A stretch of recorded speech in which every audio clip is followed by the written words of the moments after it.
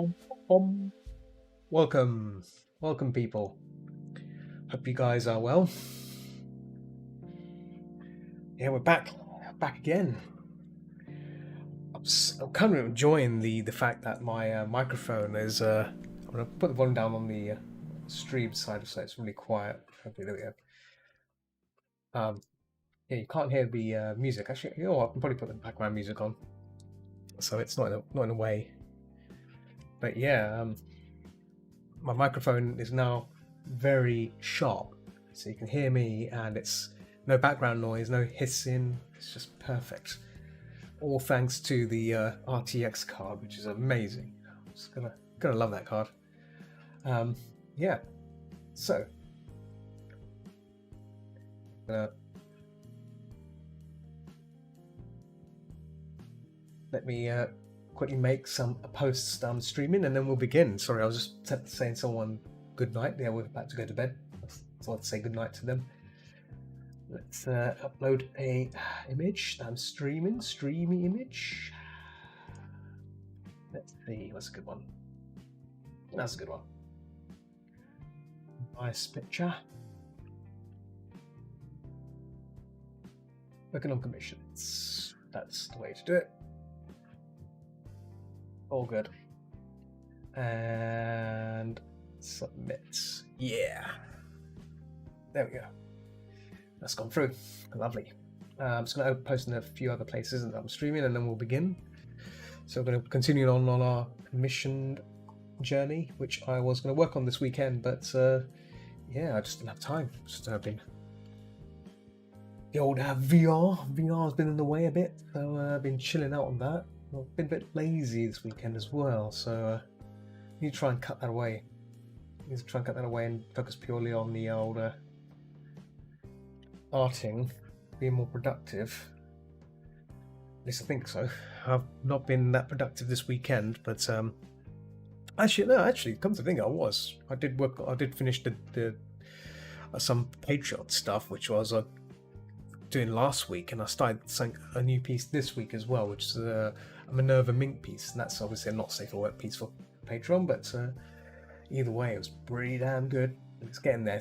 I was working on it yesterday, rendering it out, so I might have to try and work on it some more later today or later this week. So yeah. But tomorrow, I'm probably thinking to work on the Playfair comic, which is obviously the next thing to work on. All right, let's start. Let's start this painting. To resume it, let me keep losing the chat here. Right. Nice thing is, Restream's working perfectly now, as it should, which is good. So it's showing me YouTube, chat, and Twitch and DLive as well, I believe. Is it DLive? Let me just double check, because DLive should be coming through too. Oops, wrong window. And yes, DLive is working through, so that's good. Very good. Oh, actually, you know what? I forgot to put. I think DLive is still streaming Resident Evil 2. Let me just double check this, because it should be changed. Oh boy. Yes, it is. It's yeah, wrong game. Let me switch that. Let me change that. Edit panels. How do you normally change it? I've forgotten how you change these things. Click management, upload video, my channel, the stream. How do you change the videos? No. Give me a second, guys. What? How do you change this? How do you change this? Edit panels. Let's edit panels. And change this to art. How do I change the art? The stream. Settings. It's got to be that, right? No. How do I change? How do I change it to? Oh, this is so bizarro. It's so bizarre. I'm gonna have to just leave it as it is and just let people know that I'm not actually streaming.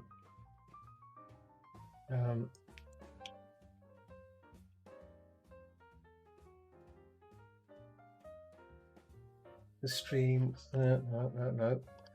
Yeah, how do you change this? Up here? No. There's a way. Oh, there we go. Found it. Drawing, painting, art. There we go. Save successful. Very good. Right. Done. Oh, I'm also streaming on what do you call it? Twitter. Forgot about that. Twitter is another place that I'm streaming on, which is another great place to check me out if you want to see my stuff. And that's family friendly. Very good. Yes. Keep forgetting to do these little things, these little intricate little things that need to be done for setting up. Obviously, forgotten for that part. Yeah. So yeah, let's begin. Let's continue our painting. As you can see, I'm not using the headset. It's got the music playing in the background. You guys probably can't hear it, so that's good. You can only see it. You can only hear it from your speakers. I think. Hopefully, the background sound is not coming through. Exceptionally sharp stuff. NVIDIA is. Yeah. You're probably thinking, like, if you've already been to my streams already, you come to me working on this and thinking, hey Zod, you're still working on this piece. I'm like, well, yeah, I'm only going to work on this art piece only while on stream, so you get to see the start and finish of it. It's a great way to see the process of my work and how I start and finish it. So that's really important to show that. Actually, you know what? Since I'm streaming on here, I should probably post on Facebook that I'm streaming.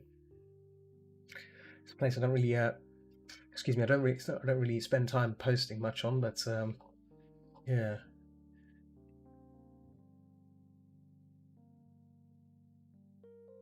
Yep. Like that. And also, I should probably post on my chat, my own thingy group. Yeah, there we go. Interacting as that. There we go. Create post.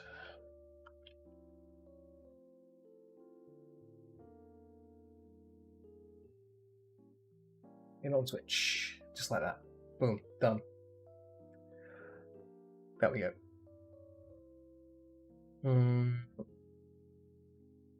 Really post on all these other channels. Should I? Why not? You know what? Let's not do it for now because it's pretty late anyway. In the evening. Yeah. So that's been posted. That's all good. And there we go. Cool. Keep minimizing things out the way. Yeah. So anyway, the last session I worked on the hands. I blocked in the hands because the last hands I did were awful because they were drafted and looking a lot better now than they were before. So that's good. So I think that's the forehand render. That's the So this layer I need to use now to work on to render these little hands out. And yeah, it's looking promising than before. So it's good, right? So what I need to do, I remembered that I think I know why the pen pressure drops. So either it's to do with the CPU, which is not the case. Could be to do with Photoshop and Wacom not working together, but I noticed if I double tap really quickly when I'm drawing rapidly, there's a good chance that it causes that pressure to vanish because I'm double tapping. So it's assuming I'm doing a double click, but I've disabled double click. That's the weird thing. So I'm still not sure why it's still happening, even though I've disabled double clicks, right? So yeah, it's still a weird conundrum.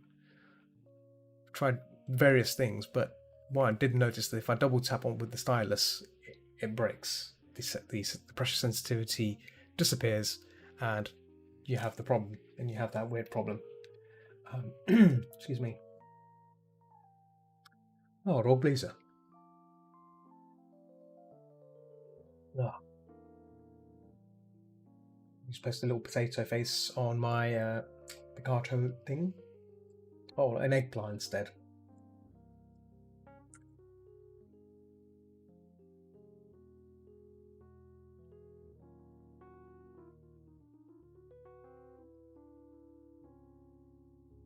a new feature that's a new feature that's come onto Picato. I should probably do a video about it, maybe.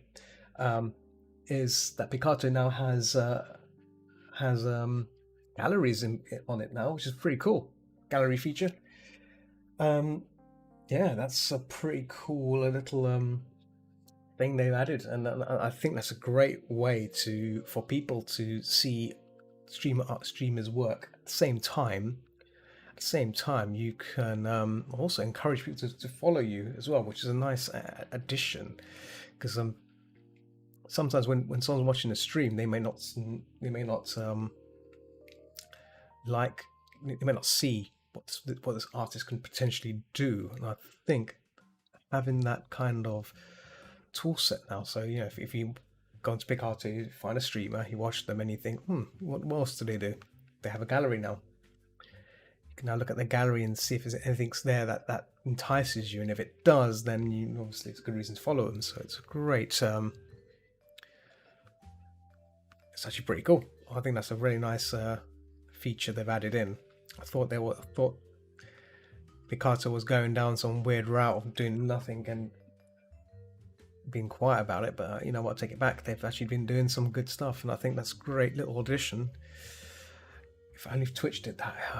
I don't think Twitch will do anything like that, but I think if they did, it'll probably be limited to the affiliates.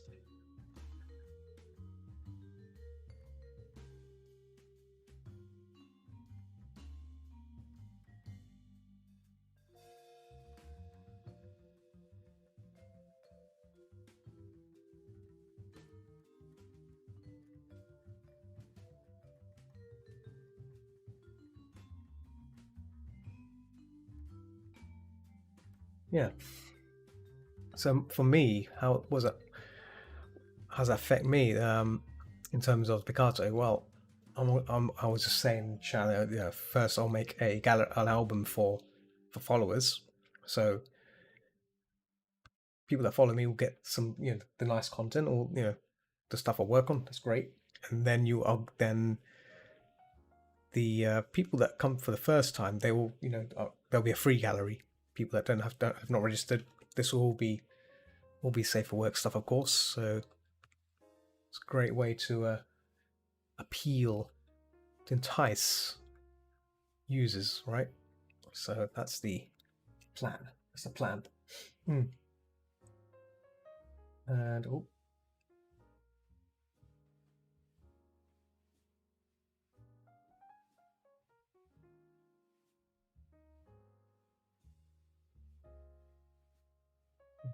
sort that out. And then so I have like a free gallery, and then a follower section for those that want to follow and check me out. See a couple of lurkers on Twitch. Hey Fanook, how's it going, chap? How are you? Shouldn't you be working? You know what? You're the second person I've said that to today. Gallon, who's also, I don't know if you met Gallon. He's from Canada as well, and he was playing Pistol Whip. And I was like, shouldn't you be working? Well, apparently the network was down, so he had some time to himself. And glad to know you're still alive. Yeah, you haven't become a ghost yet. Try my Zoom thing. Let me see what works. I've forgotten what the controls are. I had like a Zoom camera zoom. Ghostly, like that. Oh, it's after 5 now. Oh, okay. Well, if you want to play, if you start for playing from Phasma, we could play some later. I mean, before I go to bed, we could be an hour's worth. I mean, again, it's only if you're like feeling up to it. I don't want to pressure you. I don't want to like. I remember when I used to play Phasmo every friggin' night. When it came out, I hammered that game. I like every night. Shot that, load that game up on Windows. I had Windows 7 at the time, so I couldn't do the voice stuff. So I joined games where other people would do it for me. So It was great. I loved that game. And now that I've got Windows 10 now, it was great. It was just I even resorted to playing on my laptop because my laptop has Windows 10, and it was the only way I could play it properly as well. So I jump onto my laptop and play it on there. But then having VR, oh man, that just changed everything. Could do that. Could do that. It might be a tad dopey from the morphine. Oh, only if you're feeling up for it. I don't want to pressure you. You know, I feel bad just as bad. I was thinking like, where is he gone? Has he disappeared? Has he passed out? Has he gone off to onto that other VR place to do his little VR stuff? And all along it was he's not feeling well. Oh dear. But yeah, seriously, yes, gotta take care of yourself. You gotta take care of yourself. No, mate. The stone babies. I shouldn't laugh about it. It's just the thought of like gemstones popping out of your butt, you know, or gold nuggets. It's struck gold. Gold rush. The Fnuk gold rush. Oh.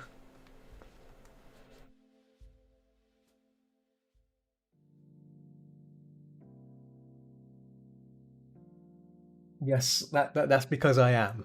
That's because I am. Sigma Lord, welcome. Sigma Lord from D Live. How's it going, chap?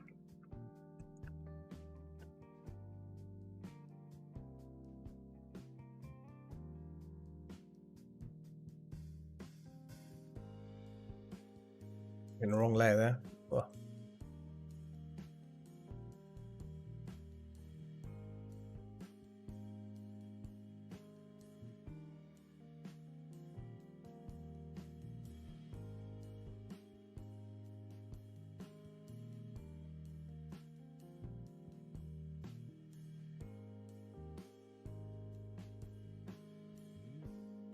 Mind you, yesterday I was spending some time in VR chat again. I'm trying to like be more sociable. I've kind of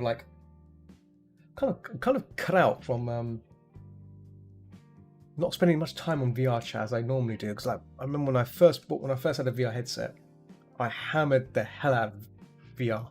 Like every day I would be on VR chat. Every evening I'd be on VR chat. It's a crazy addiction, and the social part of it was really good as well. And no, it's not. No. Does it look like it? Does it look like naughty? Does it look naughty? Does it look naughty?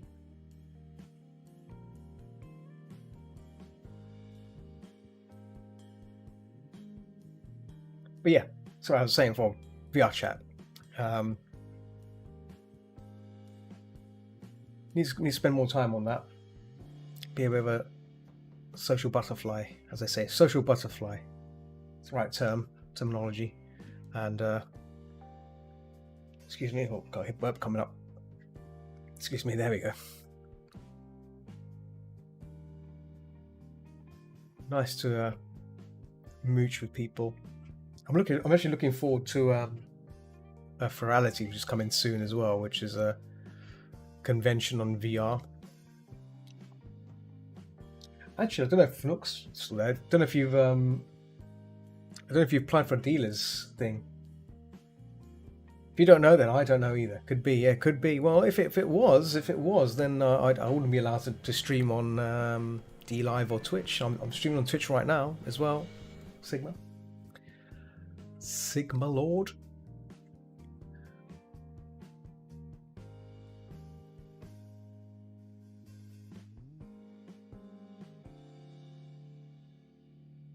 Where are you from, Sigma? You from Europe, US, somewhere nice, somewhere exotic? Always good to hear where people are from. You know, it's great insights about the World Wide Web. Where people are from, especially when they're tuning in onto my streams. Good to know where they're from, what they do, what they're doing now, how they're coping with the crazy COVID as well, the pandemic that's been going around. It's can be a bit crazy. Can be a bit crazy. Wearing masks and everything, but has to be done, right? Has to be done to.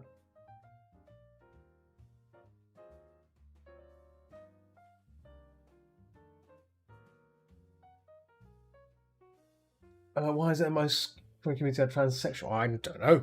I don't know. I don't have the answer to that. Asking the wrong person, sadly. Okay, well, I've not been paying attention to. You're asking the wrong person there, sadly. I don't know that question. The answer to that question. You should probably find someone that is transsexual and see what they say. They might give you a better answer. The only thing I know about is horror films. If you know, I know. If you want to talk about horror films, classic horror, 80s horror, I can talk to you about that. I can go on hours about talking about horror and classic horror. Like I was saying before, my stream last week, I watched the animated version of Night of the Living Dead. Terrible film, terrible film. I think I wasted an hour watching that. I wish I hadn't. I wish I just skipped it, but I watched it anyway. I wanted to see if it's any good. It's horrible. It's the most horrible animation I've ever seen. I don't know if have you ever seen the original Night of the Living Dead? It's a public domain film. It's on YouTube as well.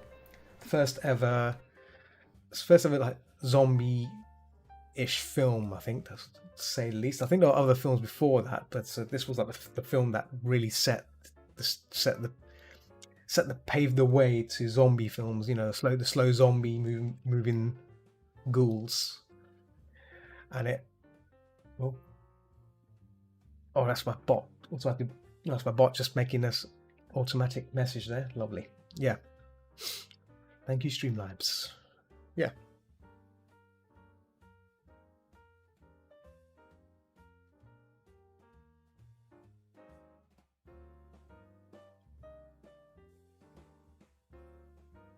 No, you haven't seen it. I recommend it. If you like horror films, if you're into horror films, I recommend it. Night of the Living Dead. Really, really cool film. Yeah, the special effects. There's not much special effects per se, but it's just the way it's been filmed. It's so good. Like the tone of it is really depressing, but it's really good.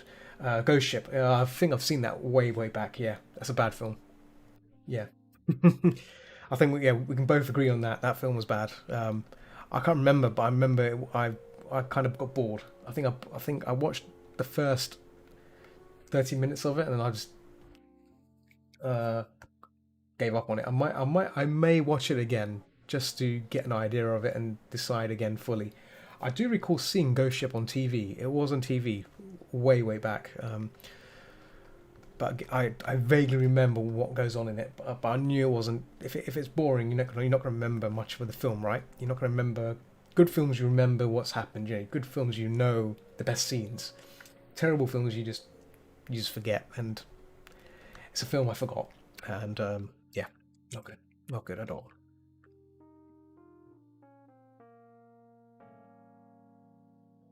See, when I tell people films to watch, what's the best films to watch, right, for horror, right? You got to start with the main ones. You got to start with the main ones. Bela Lugosi's Dracula. Bela Lugosi is the first vampire.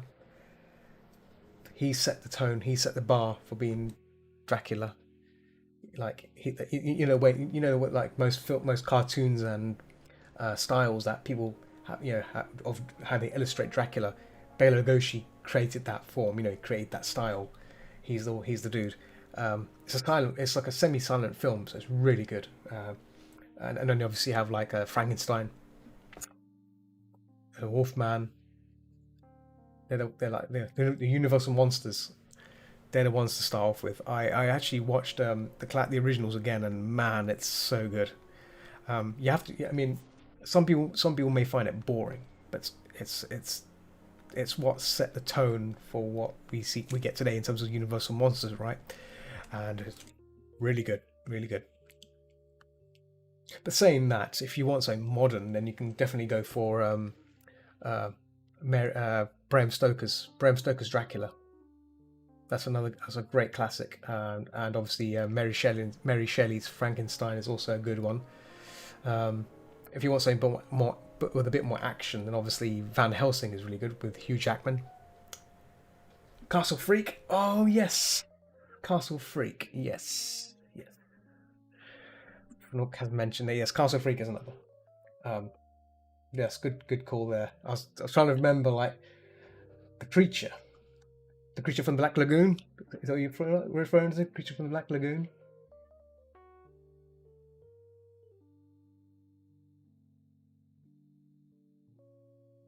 There was another film which I was recommended to see. It's really gory. Yeah, the creature from the Black Lagoon. Yes, yes, that's a good choice as well. See, so there's a bunch of great horror films there to recommend to people, and I always say if you never to get people into horror, go with Universal first, and then work your way up from there because there's some classics there which are underrated and we just no one ever talks about, and it's a shame really. I think these films paved the way to goodness, to greatness, Or obviously, I recommend King Kong as well. The original King Kong, and then obviously, yeah, then you have like if we're going away from into monster stuff, then obviously we can look at Godzilla as well, King of the Monsters, and Destroy All Monsters. Destroy All Monsters was my first ever Godzilla movie, and that film was mental. It blew my mind when I watched it. Yeah, wrong. Yeah, wrong color meant black. Yeah, blue lagoon. Yeah, I didn't want to correct you. But I knew what you were saying though. You must see Planet of Vampires. Delightfully terrible. Oh my god, I need to see that now. I need to see that now for look. Have you seen Dracula and the Seven Golden Vampires? Have you seen that? That's Dracula with karate in it, or kung fu. Sorry, I should say kung fu or karate. Sorry, kung fu, not karate. Kung fu. It's got Peter Cushing in it. Peter Cushing is in it, and basically what happens is this Chinese guy resurrects Dracula, right? And then he resurrects these nine golden vampires who have like special like karate moves, and like, they're vampires, and they do kung fu. Sorry, and Peter Cushing's and a bunch of other karate kung fu. Sorry, I keep saying karate kung fu people go on a pilgrimage to stop Dracula. It's crazy, and you have like zombies as well, like kung fu zombies that rise from the graves and start doing all these kung fu moves. It's a good film. It's not. I wouldn't say it's not terrible, but it's really good for the fighting, and it gets to and the climax of it gets really tense when they're surrounded by all these zombie kung fu men and vampires, and they're just trying to fend them off and through the night. It's just crazy. Definitely, I think one evening. Look, I think we should like on Discord. You should just play the film, or I should play the film. We should just watch it and see what we think of it. I'll be down for that. Films like that are phenomenal.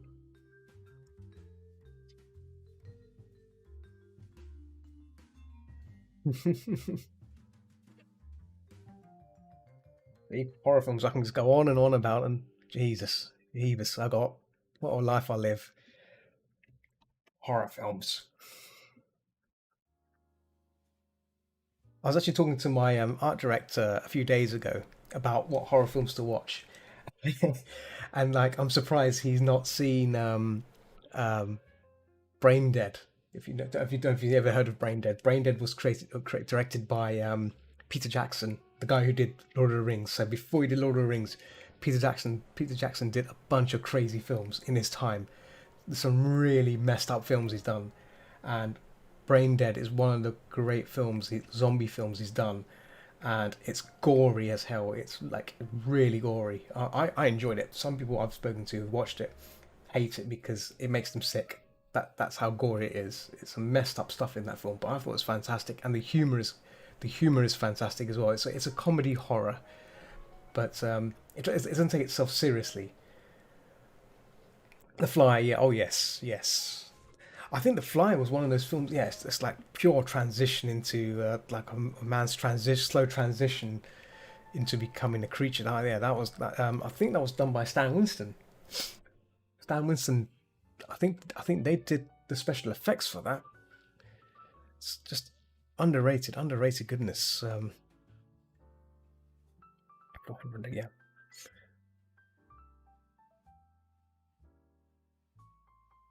I didn't. I'll be honest. I didn't like The Fly 2.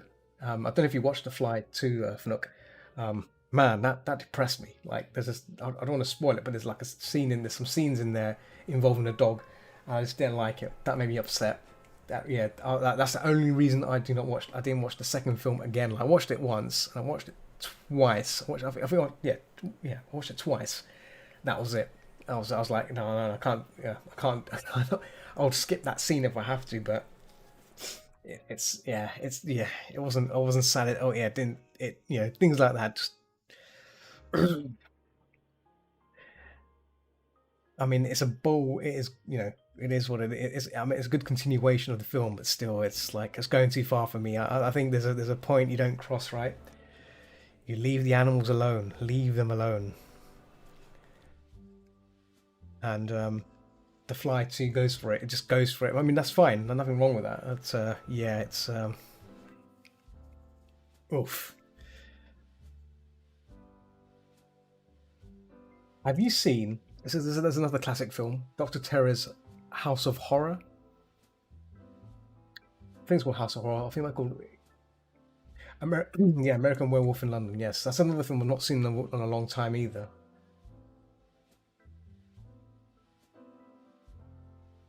Great special effects in that film as well.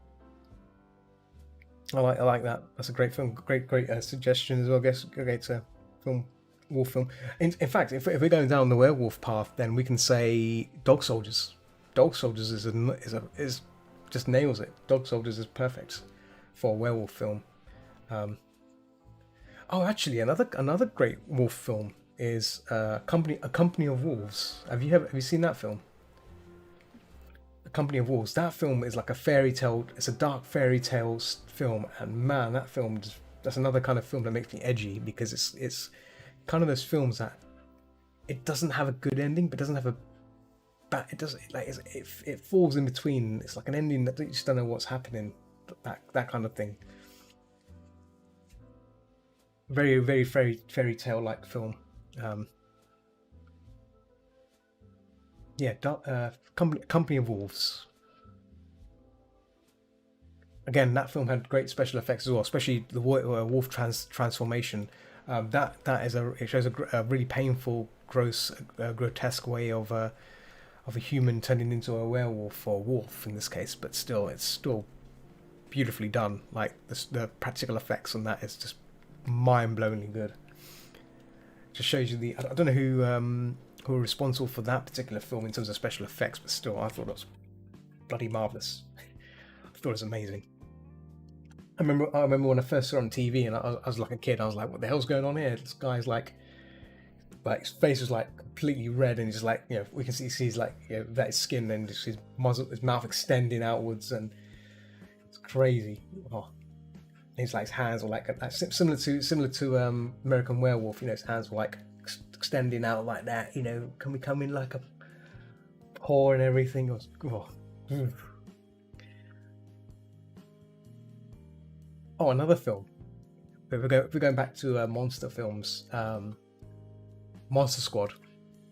It's not a horror film. It's not a horror film, but it's like a family-ish film. But it brings back the Universal monsters, and the special effects in that are really good as well. And it's very 80s. That's what I love about it. It's got some good 80s tunes in there as well. I was about to say Lost Boys as well. Lost Boys is another great film, but I think we're going too fast. We're jumping in through these films really quickly.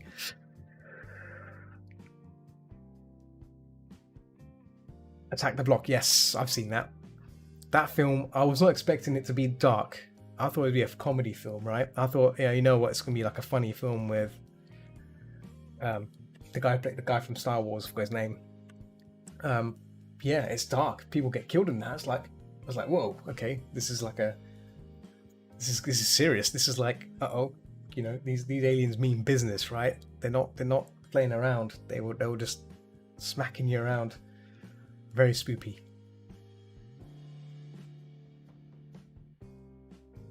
Where's the butterfly wings? Is it here? Oh, wings. There we go.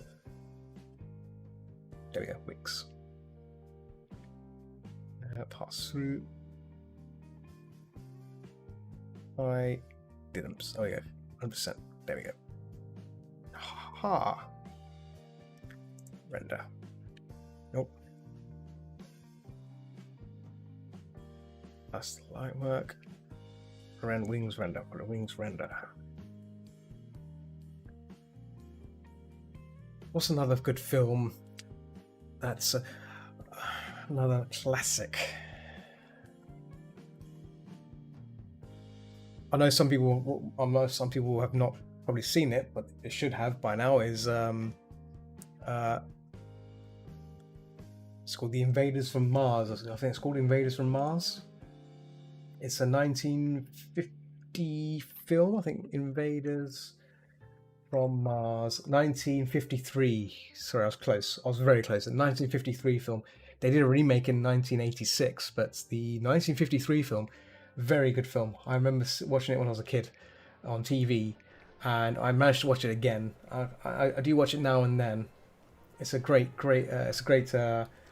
sci-fi film. Falls in line with kind of like the heart and spirit of America. The American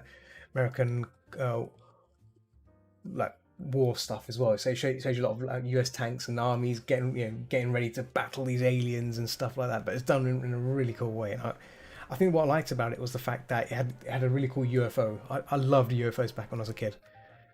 I'd like a thing for UFOs because it's the way they look. I think that fanboyishness came from Godzilla films, like Planet X. Is it called Planet X or Monster Zero? I think Monster Zero, and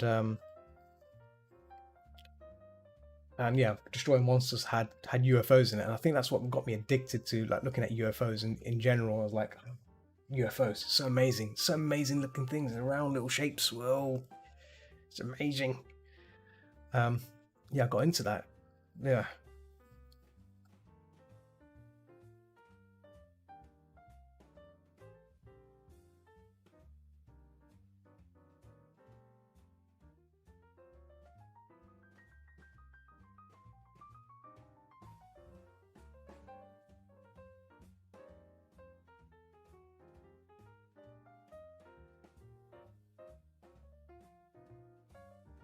Itchy nose. Every time I stream, I always rub my nose.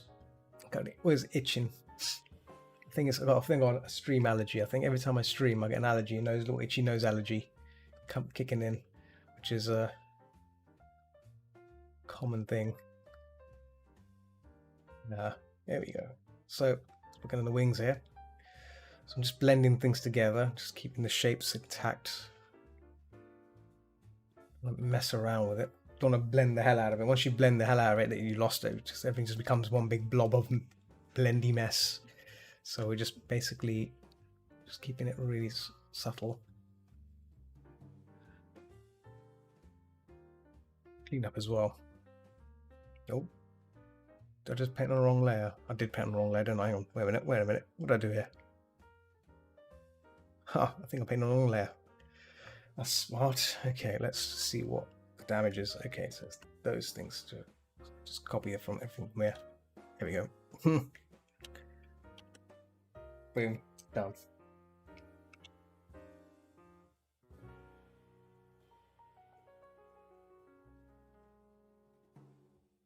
Take it, Sigma. You've gone quiet there. You didn't tell me where you were from.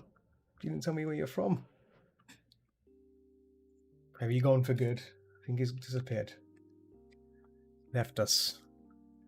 I think the spooky films were too much. Spooky films.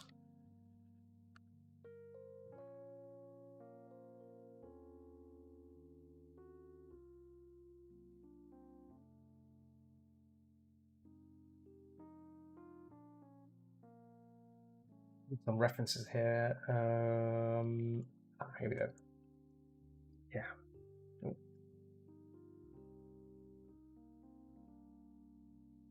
kind of like a fade going on. Right? So I'll try and bring these in a bit.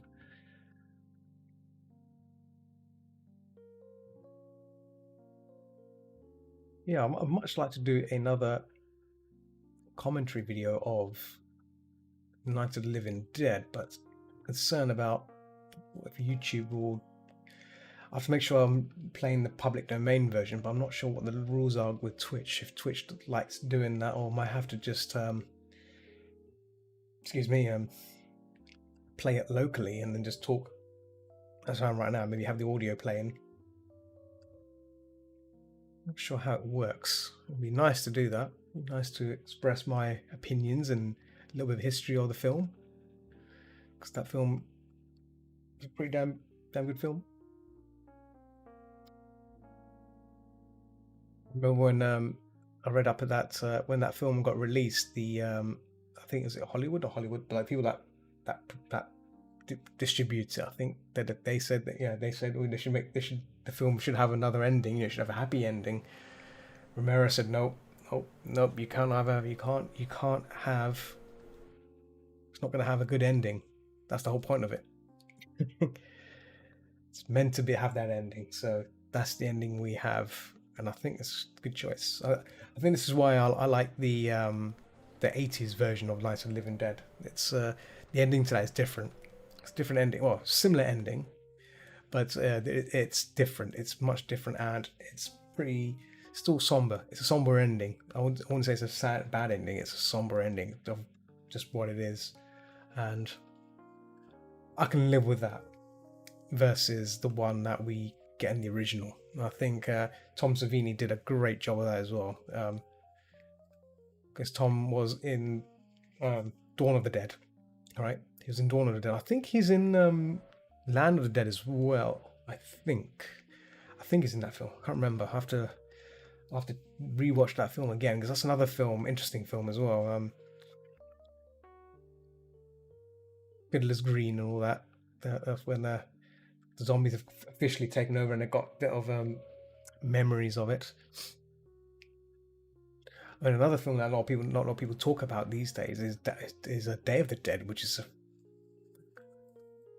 film, another film that should not be disregarded from the Romero series, because it's such a good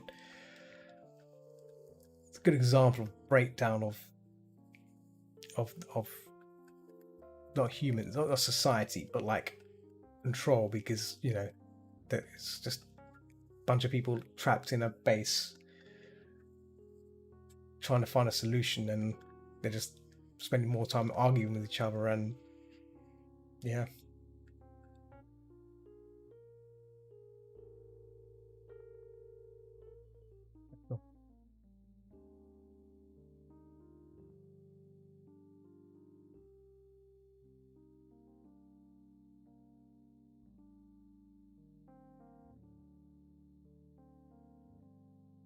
Oof, one have to mention is 28 Days Later. Yes, that's another great film. That's another good film. That's when that's when the introduction of sprinting zombie. Well, it's not zombie. They're not really zombies, are they? It's just they were infected with a rage virus, if I'm correct. Mad monkey virus. People went catch that infection, and that's it. You start running like really fast and get angry at people. It's a good film, a great film. Um, Very gritty, and I like that film as well. It's very gritty.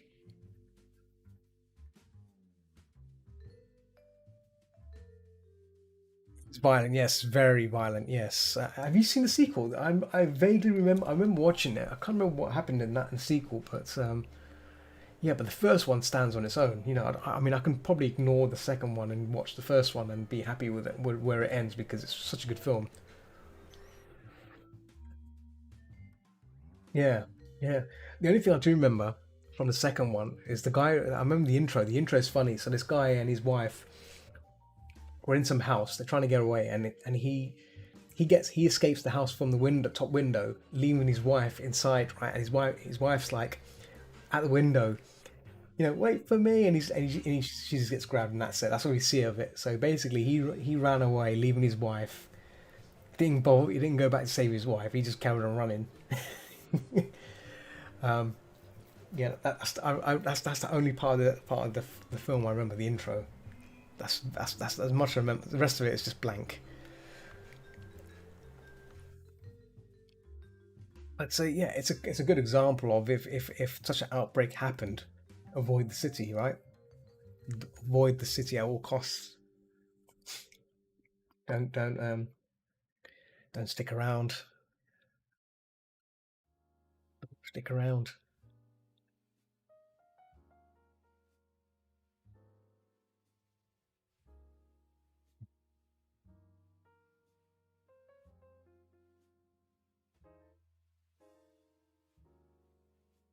Hands. Let's look at the hands.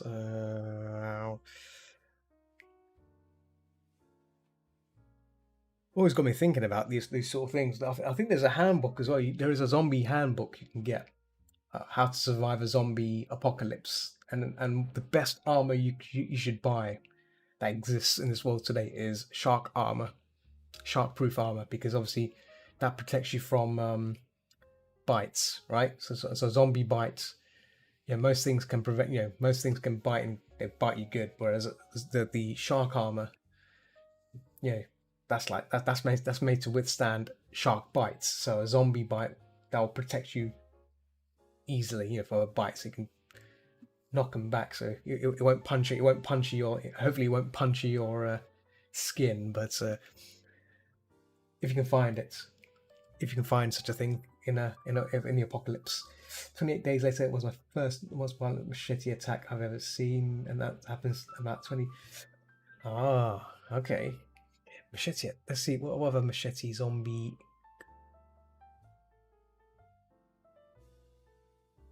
There is actually Day of the Dead has some machete attacks, but there is a shovel attack when the guy separates the zombie's mouth with a shovel and flicks it away. Um, yeah, yeah, that's only machete. There is a machete and some machete attacks in that film, but yeah. Hmm. Oh, actually, I remember. Oh, yeah, yeah. Oh, yeah, I remember. There's a scene in Day of the Dead where the guy gets infected, and they use a machete to cut this guy's wrist off from there, or arm off. So just from there, and they cut it off. Obviously, the effects on there are incredible. So cut it off, and then they douse it with some not vodka, whiskey or whatever, and then they sizzle it, cauterize it. Oh man, yeah. Day of the Dead has had some really good practical effects, especially and then the scene where the guy's head gets pulled apart from his body whilst he's screaming, and his vocal cord makes like a high pitched squeal. That is good stuff. Yeah, that part still I still remember that scene. I was like, oh my god, that's like terrifying. But like that would happen, I guess. When you're still screaming, your head's been ripped off, and you're screaming, and your vocal cord just goes squeak, really squeaky. Oh, oh. Mind you, there's not been that many good zombie films. I think after that, like after Romero's stuff, there was like a lot of a saturation of zombie like films. I think that's what kind of ruined it, hasn't it? I can't think of any decent zombie film. I mean, Zombieland is alright, but Zombieland's more of a comedy, right? But like, I mean, I don't know if you watched Diary of the Dead. That was when Romero tried to do a found footage kind of zombie film, and it was done. It was just awful. I think people were expecting him to make another good film, another good zombie film, but it wasn't. It's just a not impressive. It's not impressive one bit. Um, it was trying to be a found footage film, but at the same time it was behaving like a movie. So certain things would happen where the viewer's made to look at it rather than it being like an excuse me, a found footage kind of thing. Savage, that is.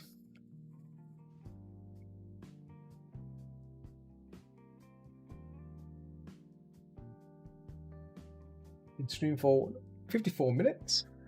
So I've got about another hour and 30 minutes of streamy time. The old me. Well, horror films. Delicious, juicy horror films, especially ones with zombies in it. Zombies. We have got zombies, zomboids on the topic. Good. This hand is not right, but I might come back to that. That hand is, I'm not satisfied with it. Let's work on the hair, because I just had it open a minute ago. There we go. Let's just render this out quickly and then work on details after. Bringing these things together. And actually that can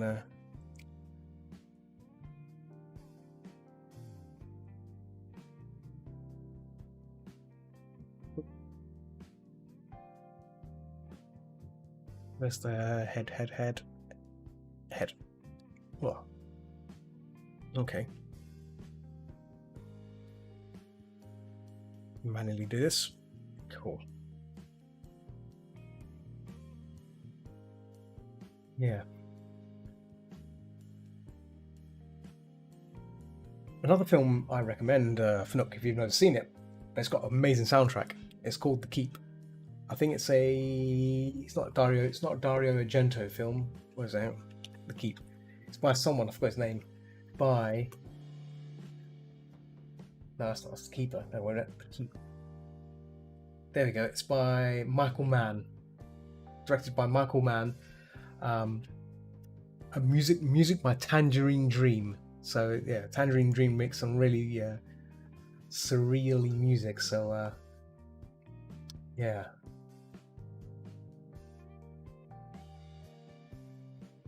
Yeah, Michael Mann's done some films in the he's done Last of the Mohicans, Collateral. Yeah. He did Miami Vice as well. Forgot about Miami Vice. So it's the series that is. But it's one of those surreal films. It blew my mind. I remember when I first saw it on TV, and I was like, "What is going on here?" And that just blew my mind about outworldly creatures that dwell in man's domain. And it's set in the Second World War era, so it's really good. I like that. I like films that are kind of set in that kind of tone. And yeah.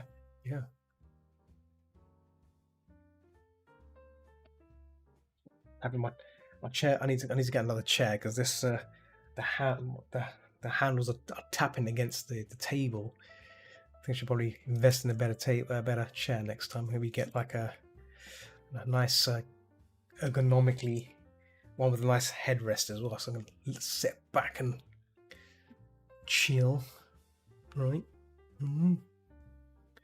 Let's actually get the back hair done first. Make another layer for the front hair too. Yeah, check it out. Check out the trailer for it. It stars Ian McKellen as well. So Ian McKellen when he was younger. He looks so different. When they were younger.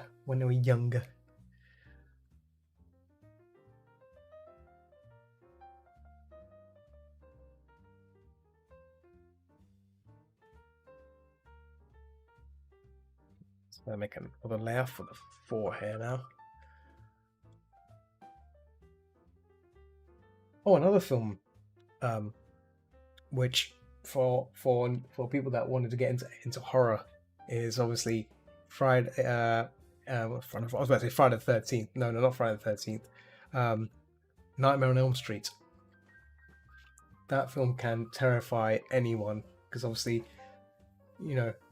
obviously the danger of being you can be something can get you whilst you're in your dreams. It's just Robert Englund who plays Freddy Krueger. Man, that guy, he's good. I love him. To be honest, I liked it even more in the 1983 or 1982 film TV series V. I think it's 1982. V was amazing by Kenneth Johnson. Was it Kenneth Johnson? I think it's Kenneth Davis or Kenneth. I think it's Kenneth Johnson. Kenneth Johnson made V. Great sci-fi series. I mean, the remake sucked, but well, it was okay, but it wasn't as good. But the original '80s one, oof. I don't know if you ever watched V, Knook. That show was amazing. I know people from my childhood days, and they were terrified of V. And oh, oh, Lisa, cheeky little raid there. Thank you so much. Thank you so much for the little raid there. Boop boop boop boop. Potato power. I like that. Oh, oops. Welcome. Raiden runs on. Oh, thank you. Thanks so much, Lisa. Yeah, thank you so much. And yeah, yes. Hope you have a lovely day, lovely evening, or lovely afternoon. I think it's lovely afternoon where you are. So thank you, and welcome. Those who have joined from the lovely Lisa Dixon's tattoo session to my session. I am Zod. I've been painting for almost an hour right now. I do mostly fantasy art. I'm working on a commission right now. And we're talking about horror films. We're talking about sci-fi films now. I was just talking about V, 80s sci-fi series. One of my favorite sci-fis I watched back when I was a kid, and I was just saying that a few people who were aware of that film, that series, were terrified of it. For me, I wasn't terrified. I loved it. I loved that film, that series. So I keep saying film. I love that series to bits. It's a great series. If you've not watched V, go and do it. I assume it might be available. It might be available on Netflix if it is available on Netflix. If it's not, they should put it on there, right? I don't know who has the rights to it. I don't know who has the rights to V now, but they should bring it back. Bring the '80s one back because it was blooming marvelous. Great series. Yeah. I used to love the ships in it, the fighter crafts, the white fighter crafts. I love the uniform, laser effects. Yeah, it's done. I think it's done by Industrial Light. I think it's done by Light and Magic. I think or Sky. I don't know. I think it was done by Light and Magic. Let me see. V the final battle. Let's just do it. V the final battle. Laser effects. SFX.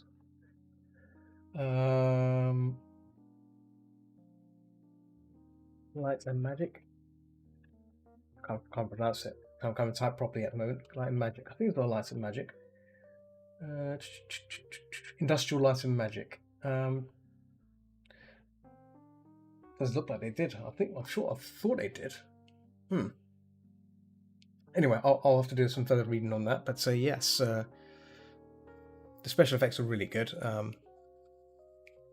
It's one of the reasons why I enjoyed that series, and yeah, I think the most important part of it, obviously, was the story as well. The story was really good. I mean, it has a Second World War kind of feel to it, but still, I think the sci-fi element just makes it so good, and the music to the series was really good as well. I remember when it came on TV, and I was go mental. I was like, "Oh my god, it's amazing! Wow!" And then one day just disappeared because obviously, like most series, obviously once they've been shown, that's it. But I was fortunate enough to have it discover it back on cable TV once more, which is really good. But yeah, great series.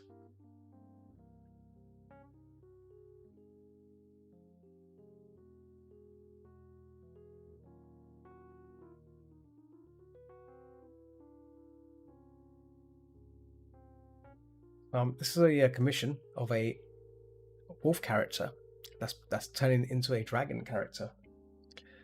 Rather get some. This was actually a strange request. Normally, I don't do transfer. This is what's known as transformation art, and I don't really do transformation art ever. But I like a challenge, right? Challenge is always great. When someone says to you, "Hey, can you try this?" And I'm like, "All right." Got nothing to lose, right? Got nothing to.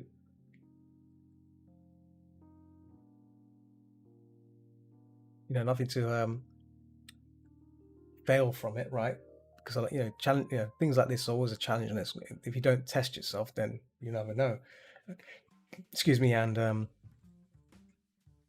doing these sort of things not only enhances you, but also it broadens your knowledge as well on approaching things. I know some people tend to do very, very, very simplistic transformation stuff. I like to do a bit more like transitional stuff. So as you can see, there's a lot of transition happening here and there, and the fur disappearing and stuff like that.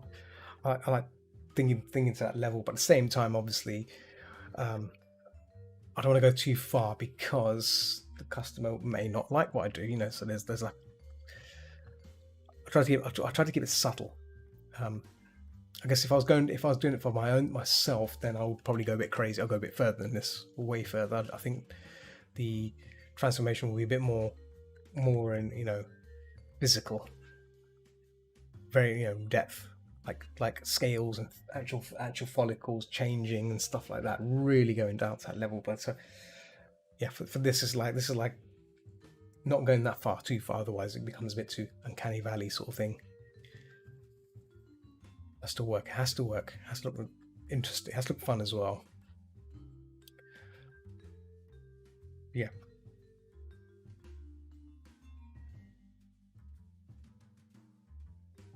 Extra red.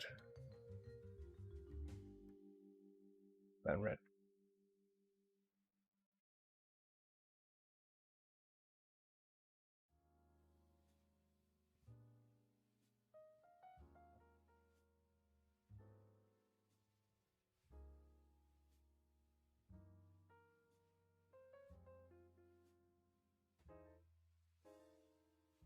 Yeah. Continuing on from V, they actually after the first two seasons, because they made like a feature length start of the series, which is 2-part series, and then it extended into a 3-part series. That's like, I guess those two can be treated as 2 separate seasons. Then they made like a whole season 3, which is like a really low budget version of the series, which was awful. I think that's when the studio I think the funding from Warner Brothers. I think Warner Brothers were responsible for that. I'm not sure, but the funding of it drastically went down. I think the original series of V, it cost almost over $1 million to make, and I think that was the most expensive TV series ever for its time as well. So that's probably why. And obviously, after that, there was no funding left. So it ended up being the season 3 was mostly just basically reusing scenes and clips from the previous seasons. It was just cut and pasting, and it was just awful. At times, you can tell it was just taken from the previous episode, previous 2-part series and stuff, and the 3-part series, because the way it looks, it was just a sad end to the series. But what made it worse is that when the final episode ends at a cliffhanger, there was meant to be another episode, and it got cancelled because of due to lack of money. I think it deserved that extra episode to be its final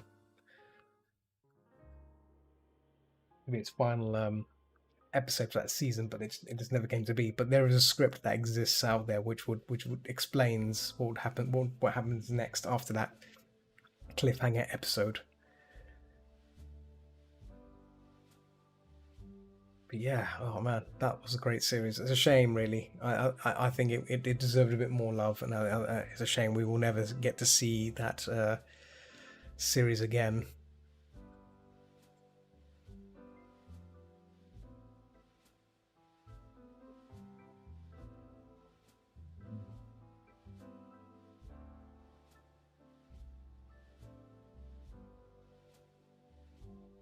I was actually telling people about a few weeks ago about the Outer Limits. I don't know if anyone's heard of that series.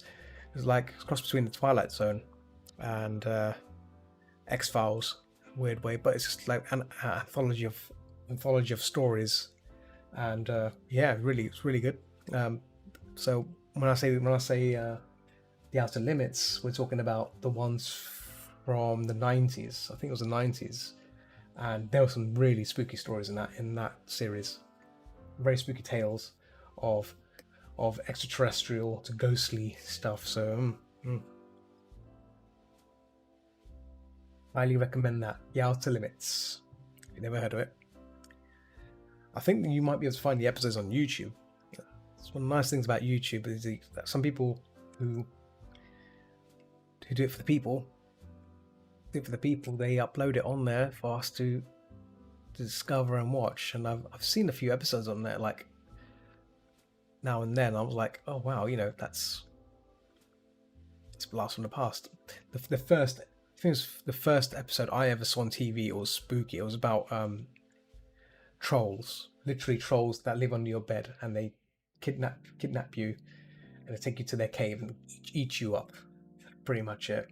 But the way it was done, it was really terrifying, because like these trolls have the ability to shape shift into teddy bears and stuff to convince you to reach out to them under the bed, and they grab you and then pull you in, and they gobble you up, and that's it. You're never seen again.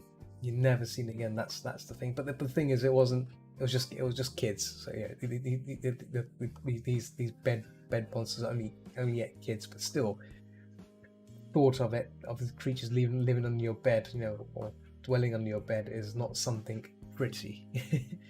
Doesn't sound good. So yeah. Oof. I remember when I watched that, I was like, oh my god, I better check under my bed. Better not be showing down under my bed. Don't want anything down there, please. Thank you very much. Yeah.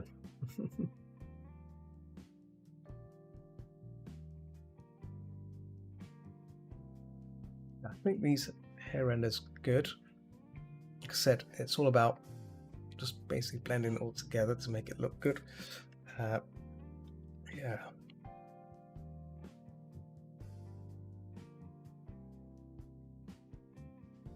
And there. Let's see. I need to try and add some distance between the hand and the. Let me see.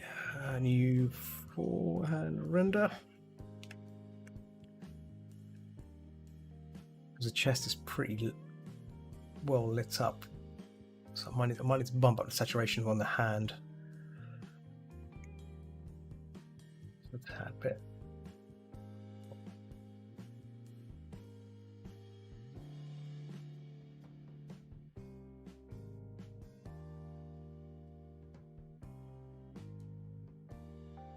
So yeah, I cannot wait for Thursday. Thursday's going to be the game night again. Going to be replaying some of that delicious, sweet Resident Evil 2 remake. That sweet meat. And yeah, going to be playing through that. Looking forward to doing that as well. And taking on some of those blooming zomboids. But once I figure out the levels and stuff, how the game runs, I can then potentially play on the hardcore mode, and then do like a full-on run on hardcore, and know exactly when the zombies turn up and stuff. So that way, at least I can take them on and save accordingly. Because obviously, I've said it before. On my last stream, it's difficult to do 2 hour 30-minute streams when when the time runs out. You have to save, right? And obviously with Resident Evil, it's not really possible, because obviously you'll run out of ink ribbons. Basically, it's all about that game was all about ink ribbons. Saving, you have to know exactly when to save and know when to save it. Otherwise, you kind of want to save it at a point when you've done a good chunk of the game, basically. That's the right way to say it. Because if you just constantly just do a few saves here and there, then you're wasting away your save file opportunities, and that's important in that kind of game. That's what I think. That's what made Resident Evil so good, because you had to be really conscious about when to save it. When to knowing like, should I save it now? Should I save it later? Should you save it? After you've done this boss, should you save? There's all these little things that run through your mind. At the same time, your health, your ammo is also an important part of it as well. Do you have enough to save it? Because if you don't have enough to save it, there's no point of saving the game. You're going to be in danger of like saving the game at having no ammo or little or no health, and you have to get past a swarm of zombies or an army of dogs, and well, it can become really, really tense. And yeah, but from playing it so far, it's been the learning curve's a bit too easy on normal. This is me playing on normal, and I was not expecting it to be that easy. I was still hoping there would be a bit of a challenge, but I think the game is a bit lenient at providing you plenty of ammo on normal. So I've got plenty of ammo, got plenty of shotgun ammo. I managed to find more of the bag slots, which is good. So that means I can carry more items. It just feels. I think the difficulty balance is a bit, maybe for me anyway, it's a bit too easy. But we'll have to see. What happens, because I'm still going through it. I've died once, and that's just me being silly, because me just not knowing what the hell to do. There was a certain section where I wasn't sure you had to do something a specific way, and if I had not saved it, if I'd done it the ink ribbon way, my first playthrough, I probably would have died there and then, and I have to do it all over again to get to that point. So yeah. Another thing I've learned about the game, I need to practice a bit more as well, is how to avoid zombies, how to avoid combat. You can outrun them. There's a way to do it, and of dodging zombies. It's like watching the frames of how the zombies lean towards you, and you can basically, once they exit this certain keyframe or frame state, you can easily outrun them. You can run past them. So I need to test that. I need to practice that. I might practice that maybe tomorrow, just for fun, I know that sounds weird and sad, but like I'm a sucker for doing these things. I like to master these elements, because I used to play Resident Evil 1 on the Sega Saturn, and that game was amazing. When I had Resident Evil 2, oh Resident Evil 1, sorry, on my Saturn, man, it was the best thing ever. Because I was like, yeah, I got the game. It's kick-ass. How's it going, Mr. Lung? I see Mr. Lung has arrived. Does my mic sound very clear and sharp?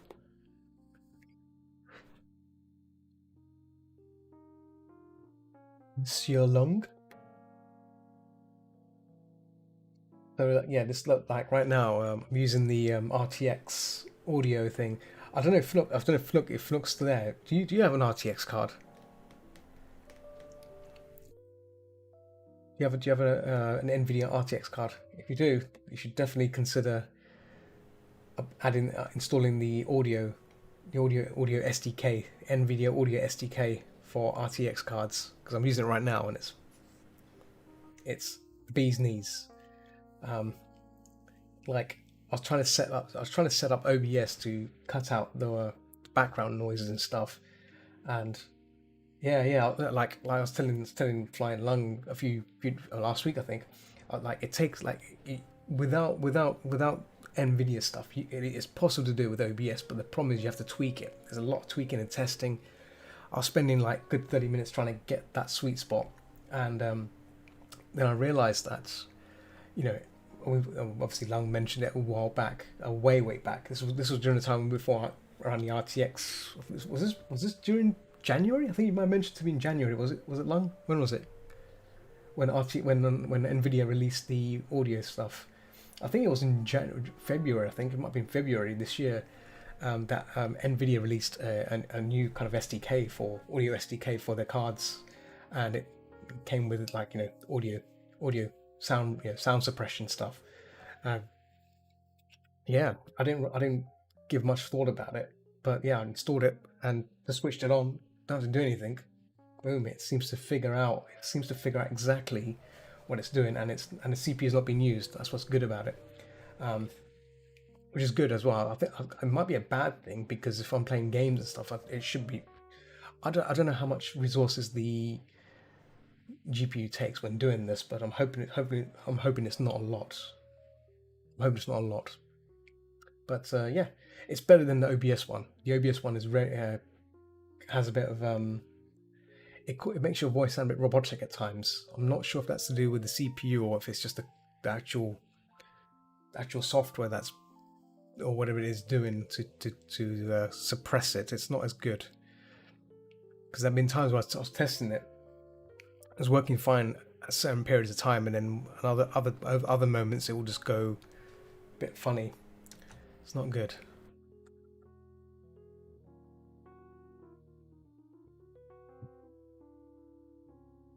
Really solid.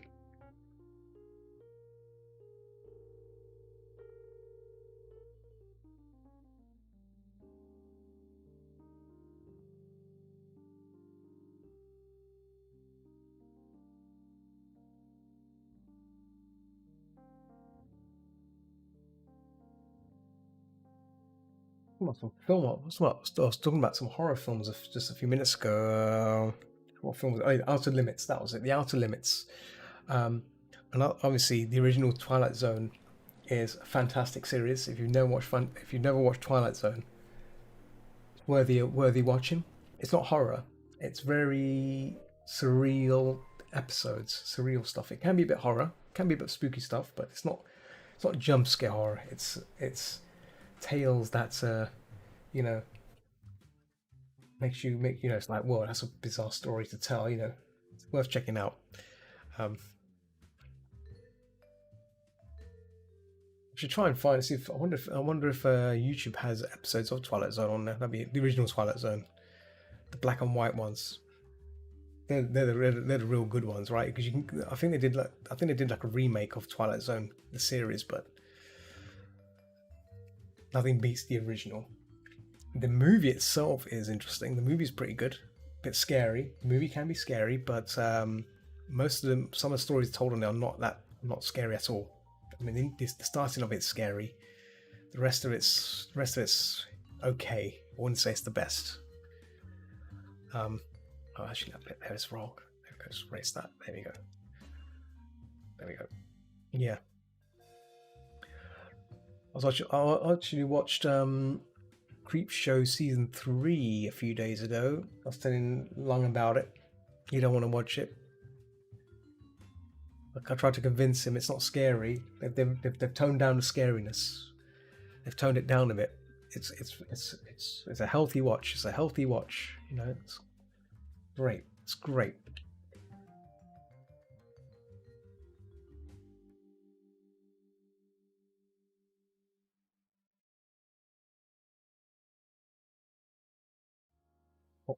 Oh, music stopped, and I think because I didn't do a loop. Oh, no, oh, it's still running. It's still running. Um, Let me just put on a loop. There you go. Loop. Yeah.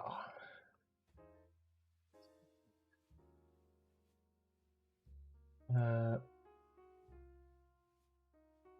my reference window and OBS window. There we go. Yeah.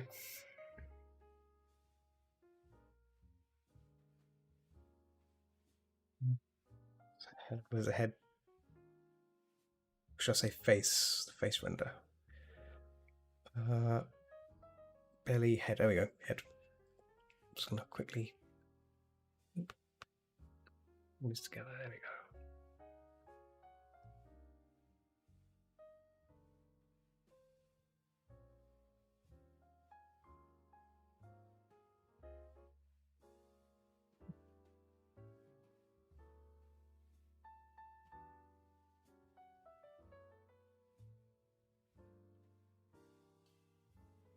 The next phase for streaming, I should probably think about trying VR games for Twitch, but I don't know. The setup will have to be a bit fiddly with that, especially with I think the OVR toolkit might be a good thing to get here to maybe to deal with seeing the chat. I think that's the issue I'm seeing. That may cause a problem, but we'll see. We'll see what happens on that, because that means I have to keep jumping in and out of streaming. I might actually invest in getting the Elgato Stream Deck as well for for scene changes, because that way just a press of a button should do it. Or I can probably get like a numpad. Numpad can do it as well. I'm not sure. I have to look into that, because I've been seeing a lot of people who mention that using the numpad might just do, you're better off just using the numpad instead of these crazy devices which changes the scenes. All it is just a button, bunch of buttons, which just macro buttons, right? So need to look into that.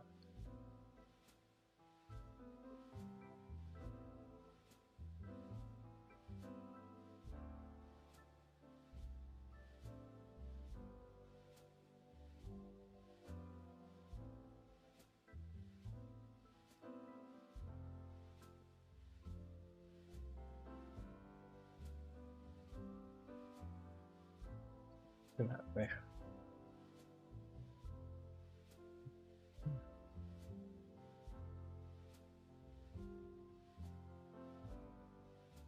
Itchy nose, itchy nose, itchy nose.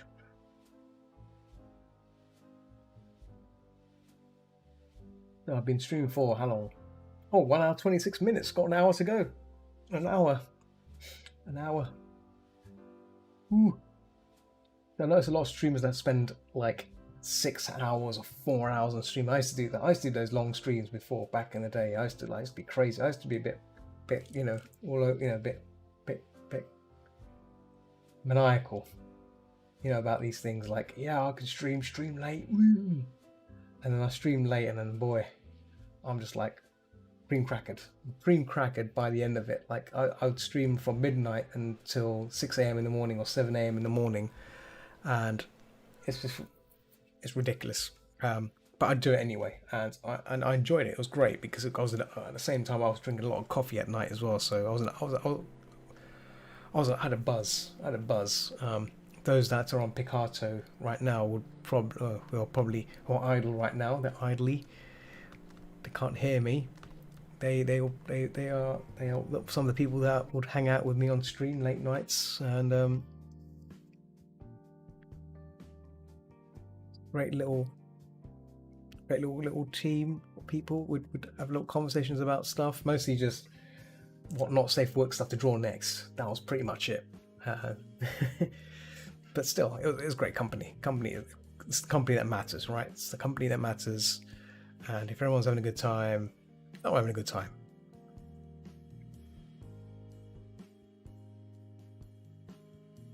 And that's all that matters. Oh, excuse me. I mean, I would like to do a VR chat. VR chat, a puzzle run or something. Puzzle run with some people.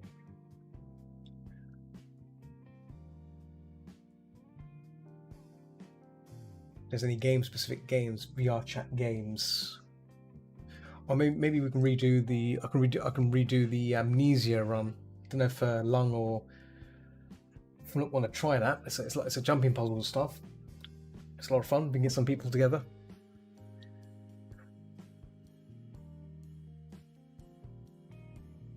It's not a long game either, because I know Devouring is a lot longer. Devouring requires like a good 4 hours, more than 4 hours. At least with the Amnesia one. I think the Amnesia one wasn't that long. I can't remember how long that was, but it wasn't too long. We kind of blitzed through that. It was MLP, My Little Pony based, but yeah, it's pretty well made. Pretty well made VR world, and it was spooky as well. Spooky as well. Spooky wasn't just a simple story game. It was like a spooky horror haunted house kind of feel, but still pretty good. I enjoyed it. I enjoyed it all the way. And on wheel, that's the one there. I'm not steering, that's the one.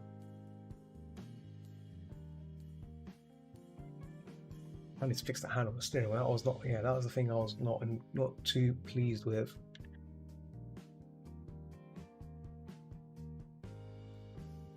Oh.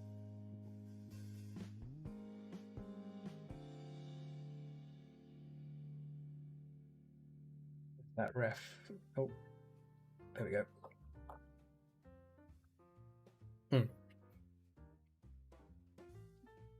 So yeah, this hand, I think when I rendered it out, there we go, it needs to be a bit more. Oh, actually, I just remembered another thing I wanted to stream pretty much, and I did it once, which was playing some Amiga games. Some classic Commodore Amiga games would be beautiful to play on Twitch. I played Gods once, and that was great. Playing Gods, and I died a few times. That's fine because that game was tough, especially the frame rate on that game was pretty low. And I thought it was to do with the actual game itself, but I realized that that's how the game was originally. So you know, me complaining about it is out of the question. Oh, Blue Spirit. Thanks for the little raid there. Oh, how was your Mega Man session? Did you finish it? I was watching through it, lurking in the background, watching you speed run through it. I was wondering, like, he's getting pummeled quite a bit, but you managed to get through it though. But got my coffee, huh? Forest raid, yes, the forest raid. I keep forgetting it's not just any raid, it's the forest raid. Perfect, it's perfect. Not yet, nearly there. Yeah, after watching that, I will probably get frustrated. I'm one of those people. I'm one of those sort of people. I'll probably play that game first offline and then play it on stream to make me look cool, because I could never do that. I don't think I can do what you just did there. I'd get partially frustrated seeing that I'm trying to do something that I've never done before. Stream's going alright, yeah. Just chilling out. Just talking about horror films. Yeah, just a chill stream. Yeah. Yeah, I'm surprised you. That's good. That's a good way to handle it. You know, you seem to be handling it well. You're not don't get under pressure from like dying a lot. You know, you seem to be just, if you die, just keep going. For me, like I'll try and find ways around it. You know, it's like, how do you beat this person? There's got to be a way to beat them. But it's a good game though. I've never, like I said, I've never played any of the Mega Man games. I was more of a Mega Drive person. I know someone that had a Nintendo.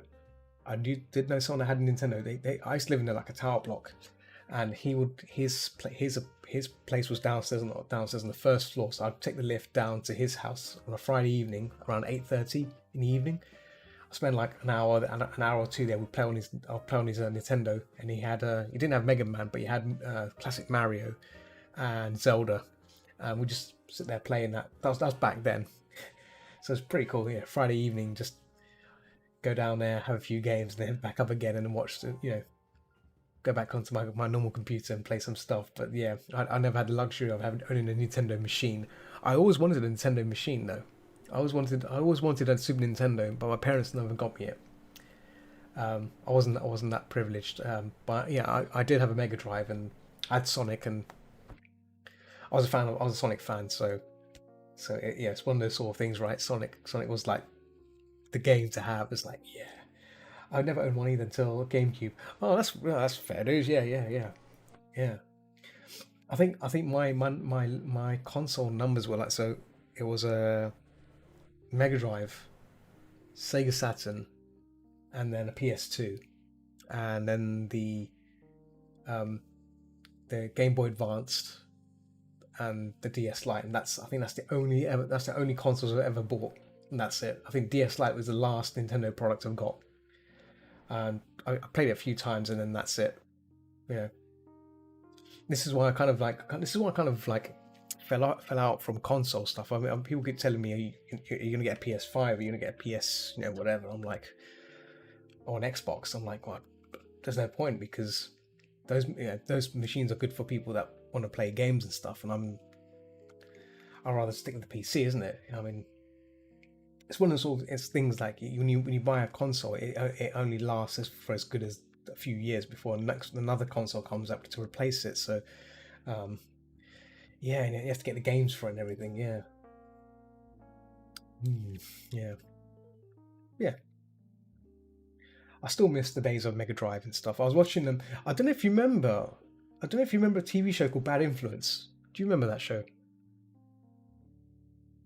Oh wow, I stopped off PS4 for now, but I go back to playing the old. Okay, yeah. That's understandable. Yeah, yeah. PS2 is the last machine. Sally didn't know. Okay, you should check it out. It's on YouTube. Um, it was a TV series back in the 90s, and that's when they did reviews and stuff of computers back in the days, like in the 90s, and they do like a review of Sonic 2 when it first came out, like the first like launch of Sonic 2. Um, but yeah, you can see there's some really cool good reviews and news and stuff of technology back then and what was coming out, and they do some interesting stuff. Um, you may like it, I'm not sure, but I watched it during the lockdown whilst I was working because I work right here. I have it running in the background, and I was revisiting my nostalgic days of watching children's ITV on TV. So like I come home from school, turn on children's ITV. It's Thursday evening, so Thursday afternoon, and you know what's coming up. Bad Influence is coming up, so we like lowdowns on and reviews of games, cheats for certain games, stuff like that. That's when yeah, the first ever like TV show about video games. Yeah, it's great. It's great. They even talk about games which are like Streets of Rage 2. That's when Streets of Rage 2 came out as well, like around that time. So they did a review of that, like the launch of it, and Mortal Kombat, and did like a review of the first Mortal Kombat game. And they talk about like um, how like games like that became more noticeable because it's so violent and stuff. But like it's told in a cool way, because we're gamers, right? That's what it's about. It's a gamers show. It's so cool. And the funny thing is, the reviewers are kids. They get all the reviews are done by kids, like from school. So like when you and I went, or back in school days, we'd be playing our video games and stuff. Like they ask those sort of people to come in and say, play these games, tell us what you think of it. And I would love to do that. I would love to be able to do that sort of thing. And obviously, some reviews are pretty hilarious. Obviously, I think I think getting kids to review games may not be the best thing. Like some of them don't really. It might not be their sort of game, but what is good about it is they included not only just the boys but girls as well. So it shows both sides. It shows the same game being reviewed by both boys and girls. So it's not just for it's not a male orientated TV show. It's for everyone. Yeah. So that's another thing they introduced, which is really cool. Um, and the host, Violet Berlin, she's I think I had a crush on her because like she was a gamer. She's a pure gamer girl, and and she was into her video games. She's into her video games, so this like that makes it more believable. It's like when someone's talking about a video game or talking about reviewing talking about news of technology coming soon. She knows what she's talking about. She's not just any old presenter, any dizzy presenter who doesn't know anything about it, just reading from a script. She's talking as if she what she says, she means it. It's like you don't get people like that anymore on TV. But yeah, it was a great show. Yeah, I'm just rambling about how cool it is. But yeah, do check it out. Might be your thing. Yeah, so I saw that your face rig thing there. So you, you are you using face rig to do that thing then? May have to. Some go like, yeah, you trust me, you like it. It's very good. It ran for like 3 seasons, I think, 3 or 4 seasons. So it went up for quite a while, and then I think it eventually died out because I think that's when the internet was kind of slowly creeping in, and PS1 was taking over, and Saturn as well. Yeah, yeah. So yeah, the VR. Yeah, I might have to look into that face rig. Face. Yeah, the 2D model made by Lucky Dragon. Okay. My plan is to. I've already got like a 3D potato face that excuse me, someone has made. It's just only try and bridge that into this environment, if that makes sense. Yeah, yeah. So someone made me a VR chat avatar, potato avatar, Flying Lung, Mr. Flying Lung. Yeah, I still haven't uploaded it to VR chat yet. I need to get on with it. Need to get on with uploading that. But I've been using like the rabbit avatar I bought from a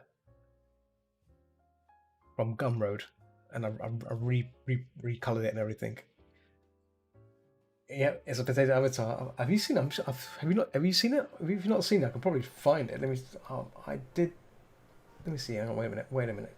No, where is it? I don't remember where the image is now. Hang on. So, yeah, chats. Let me see if I can find it still. Don't think I might have shared it with you. I think it's just. Oh, I'll have to try and find it. But yeah, yeah, it's a potato with skinny arms and legs. Um, Actually, let me just double check. Let me just double check. I might have might have put it in a gallery somewhere. Let me see, because it's groundbreaking. It was groundbreaking. Not in there. Hang on. Nope. Might be in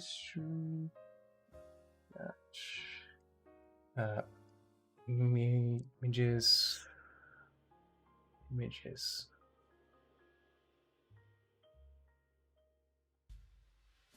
Oh, nope.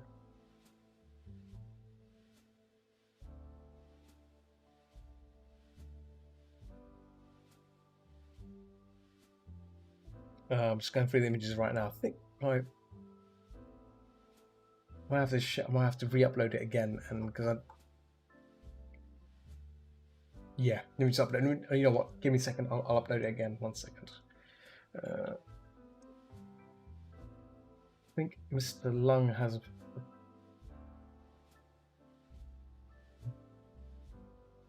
Ooh, ooh, ooh.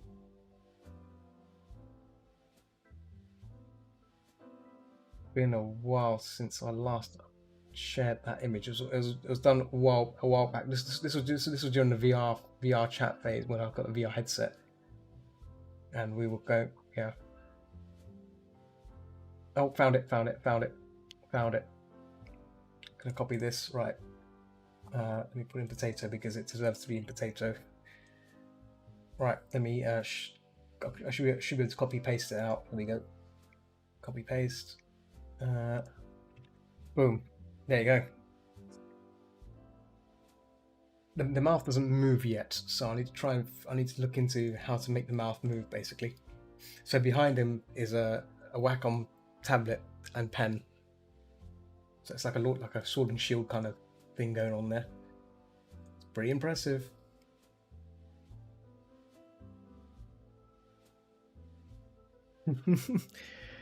Yeah.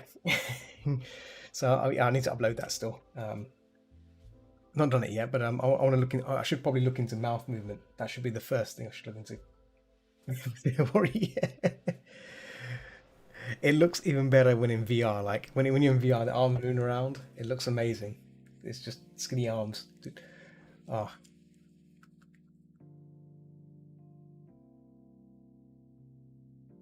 I've also found an M&M model as well, which kind of looks similar. But obviously, the mouth doesn't move either, but it looks terrifying. But the potato one, I think, is a lot better. Need to get the tumble drying. Okay. So I say you're gonna fry it. We're gonna fry in a tumble dryer.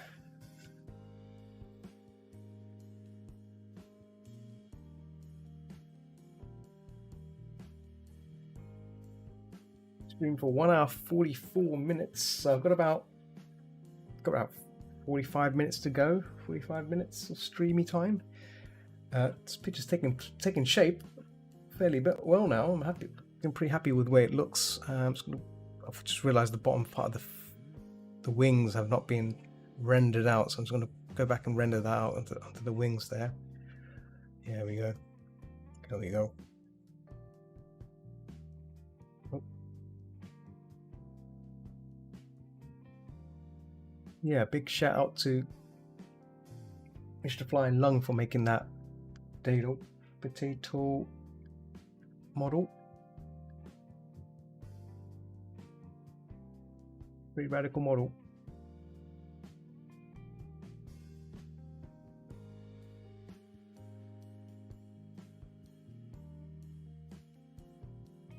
Yeah, right. I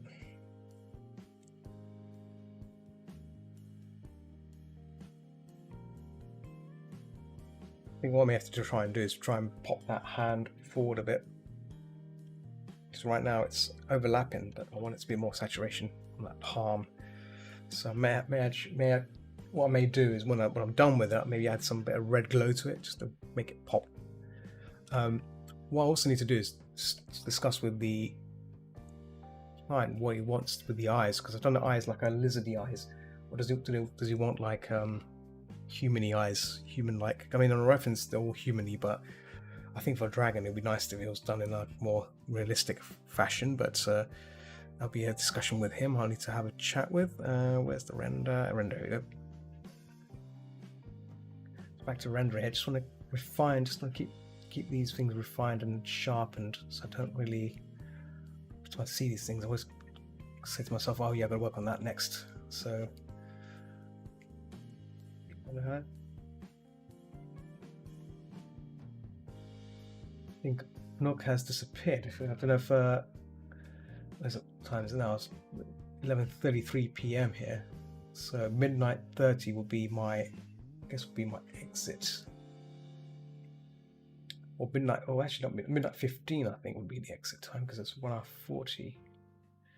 But yeah, I'm trying to play some more Phasmo. I was thinking maybe a quick game of Phasmo after I go to head to bed will be a good thing to do.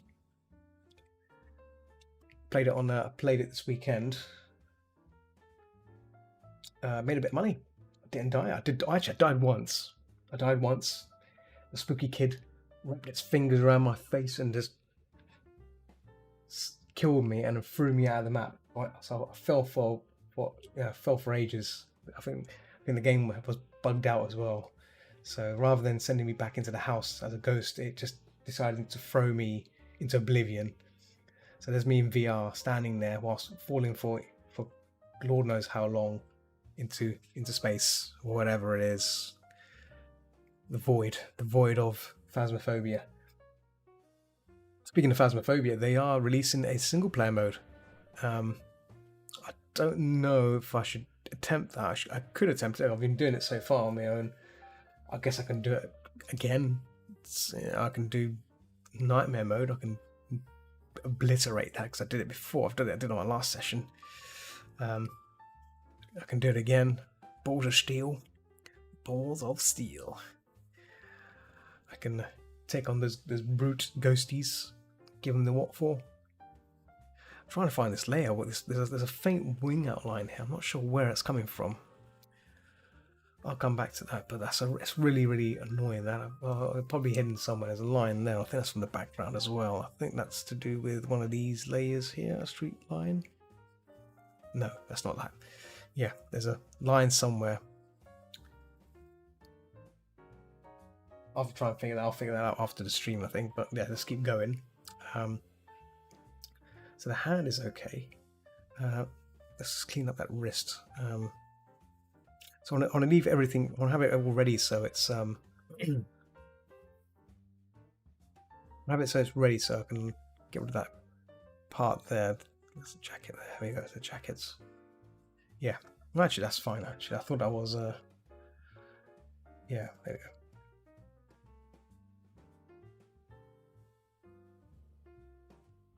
go. Over there.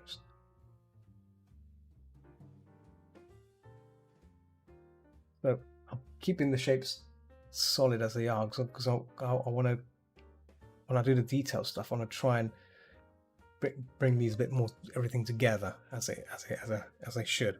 So I don't want to start doing it now because there's still a lot to do. Still fiddle things, bits and bobs I see here and there. So there's a line there. I need to get rid of the shorts line. So that's from the base. So that should be on this layer here. Back foot pants. Nope. Not from there. So yeah, I've got layers all over the place, which I should be labeling them, but I haven't labeled. I've not labeled them.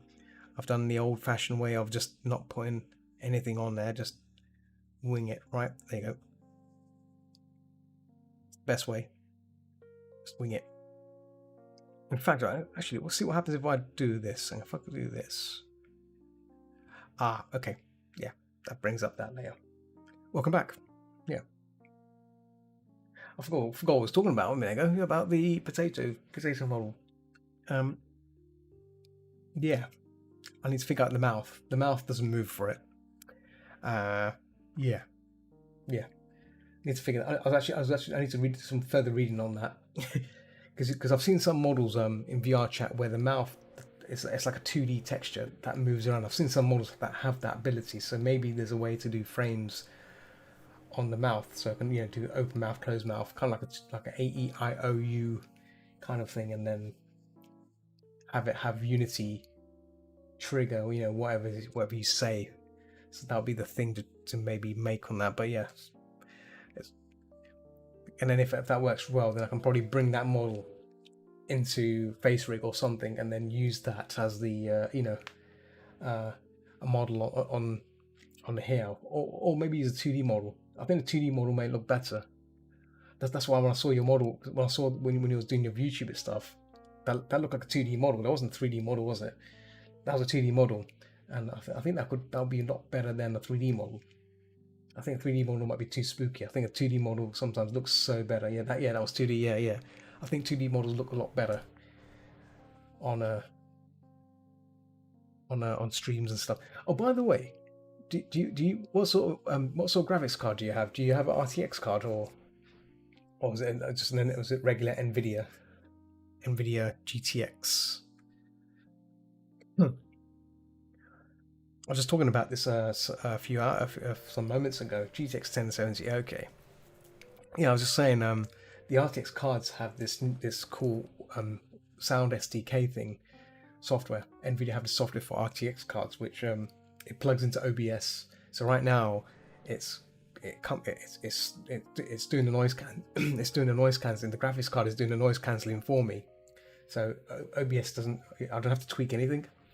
So it's another little cool feature which I forgot the new cards have. So obviously, yeah.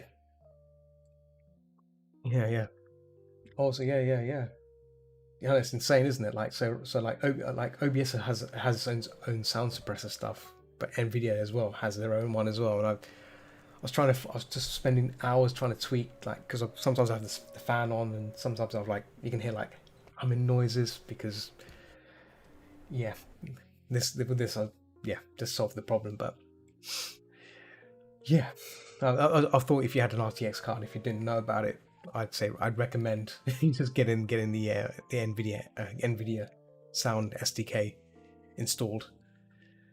But yeah, no, GTX is pretty good. On my laptop, I've got a GTX 10. I think it's a 1070.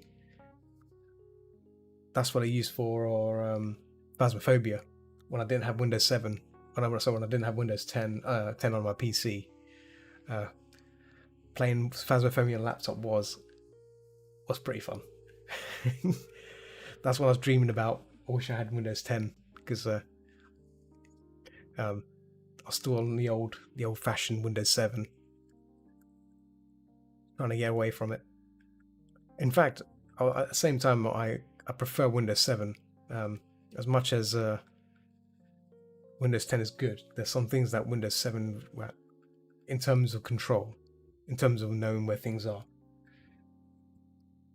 Windows 7 tends to be a bit. Windows 10 tends to be a bit alien to me at times.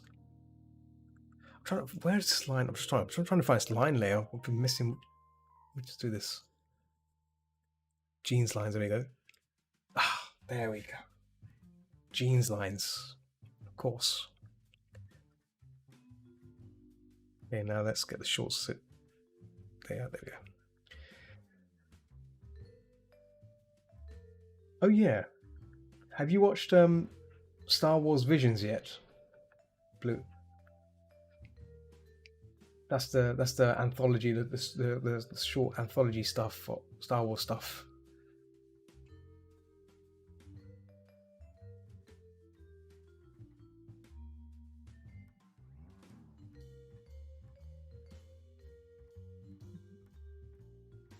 Oh, okay. No, that's fine. No, that's fine. I thought I'd mention it because there's a pretty cool bunny character in it. That story. I thought if you may have seen it or not, but I'd say when you get a chance to see it, do check it out. It's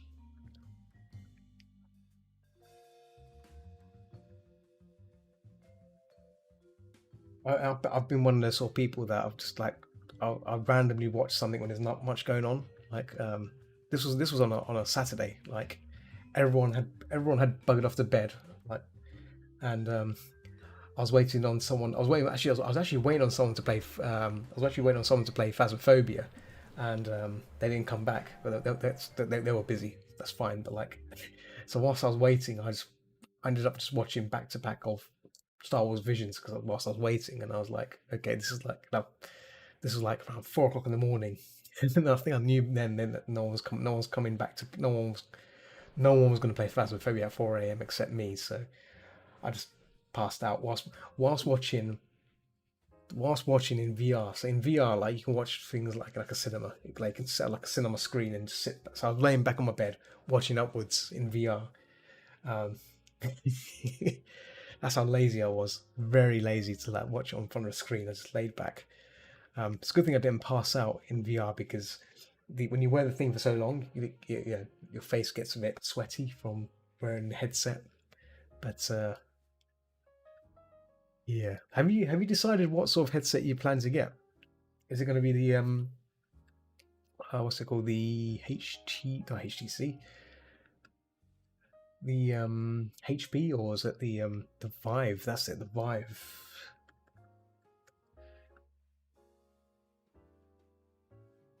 Because I was thinking maybe if I was to upgrade, I think Index would be my next choice.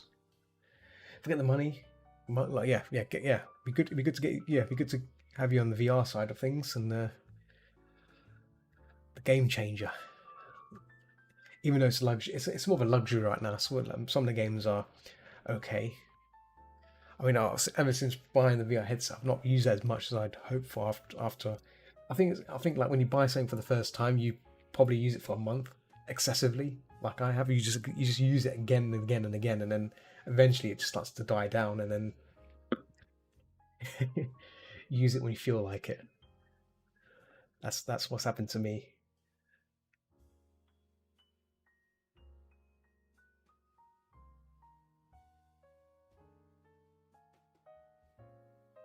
Oh yeah, I don't know if you if you go on VR chat as much, but I found a few more games, interesting games to play in VR.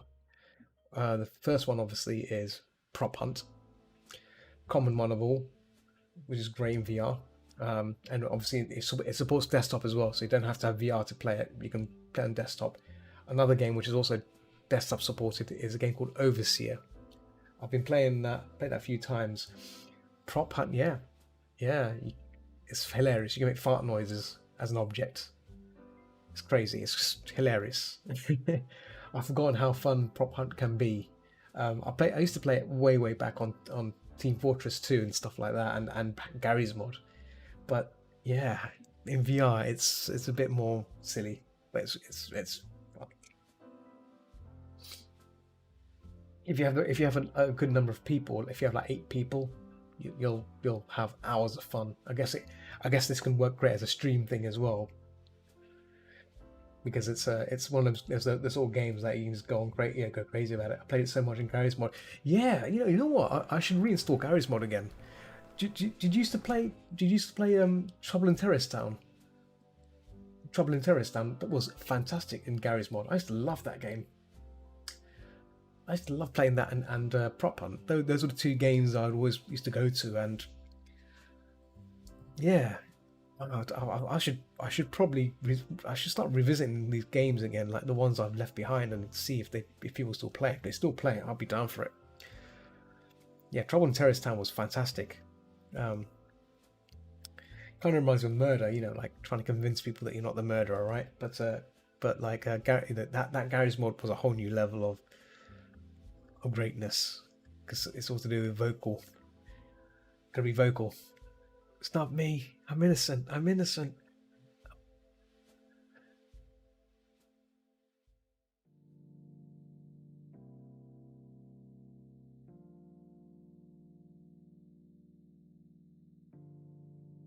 I've got coffee, I think. Oh, hang on. Oh.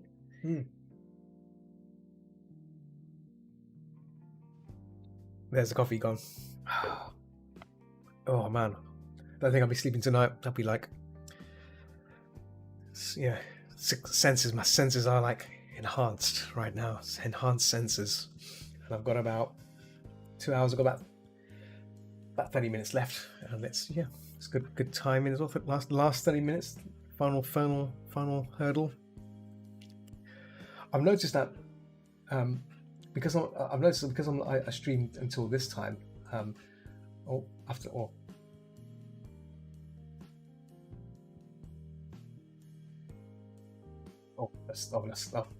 reading something completely randomly. I'll read that later. Yeah, I've noticed that every time I appreciate lots of people like giving me the raid at the end of the session. The thing is, because I stream late, like obviously when we're finishing like midnight, there's not a lot of people that I follow that are still streaming. Like no one's streaming right now. The people I follow are people like you, Blue, who are like they stream during the day, like right now, and you're it's like, where you guys gone? I expect you to be streaming later. Where are you? I should start looking up people in the US, and even the people in the US, they're like someone that raided me just before you. They've gone home now. That's it. They've gone home for the day. So I can't raid them either.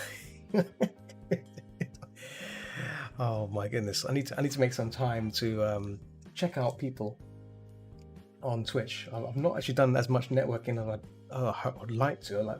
I was lucky to catch your stream, because normally I'm so busy.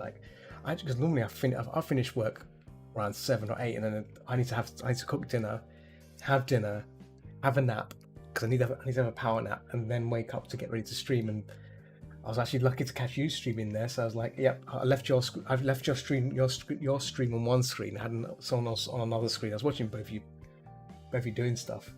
Yeah, I finished stream at 11:10. Yeah. No, that's understandable. Yeah, I mean, like you, I think we can both agree. If we find a good streamer, we tend to stick around, don't we? We just stick around, talk to them, have fun. Yeah.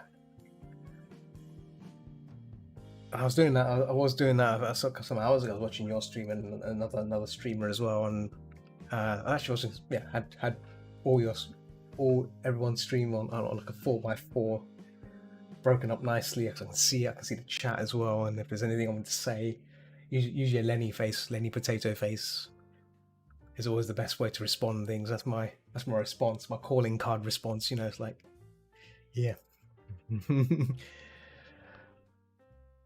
was watching someone play Dark Souls as well, and that was great. Dude, I've not actually seen you play Dark Souls. Or have I? Have you played Dark Souls? That'd be a game for you to try. It's infuriating, but it's a great game. It's one of them sort of games I tried streaming once, and it's one of them sort of games that it is rough. Yeah, Yeah, you did do it, didn't you? Yeah, I remember. That was ages. That was a while back, wasn't it? I'll be honest. I've streamed it, but I've never completed it. I've never completed Dark Souls One. Um, I think my attention of the game can just fizzle out. But I should return to. I should probably do a fresh new game and do it through stream. Oh my god, yeah, but that game is unforgiving. Um, and was your playthrough, was it a blind playthrough, or was it, or have you played it before? That'd be interesting to know. If you ever played it like before, so you knew what to expect, or did you just blind play through it and that's your first playthrough? Okay, wow, that's impressive. That's impressive. That's yeah, far better than me. Oh, there's some parts you did. Oh, right. Okay. Okay. Oh, I see. Okay, that's interesting.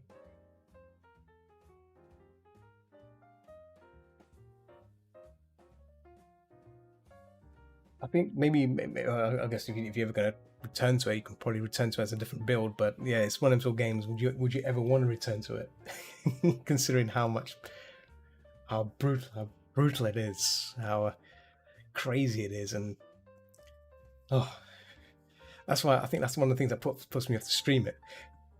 I only ever streamed it once, and that was it. And I was like, no, I'm done. I'm done. I'd rather play oh, rather play Dead Space. Probably not. Did all the bosses, so I may have to move on to second.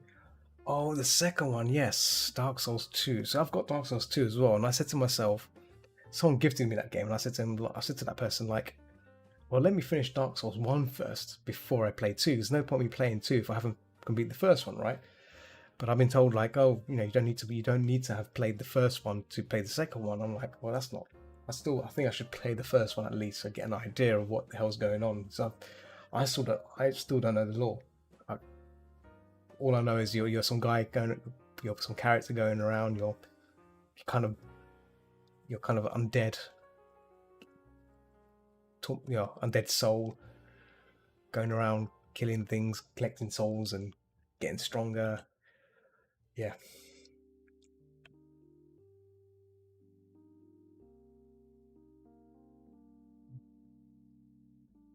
What Picasso keeps making jump.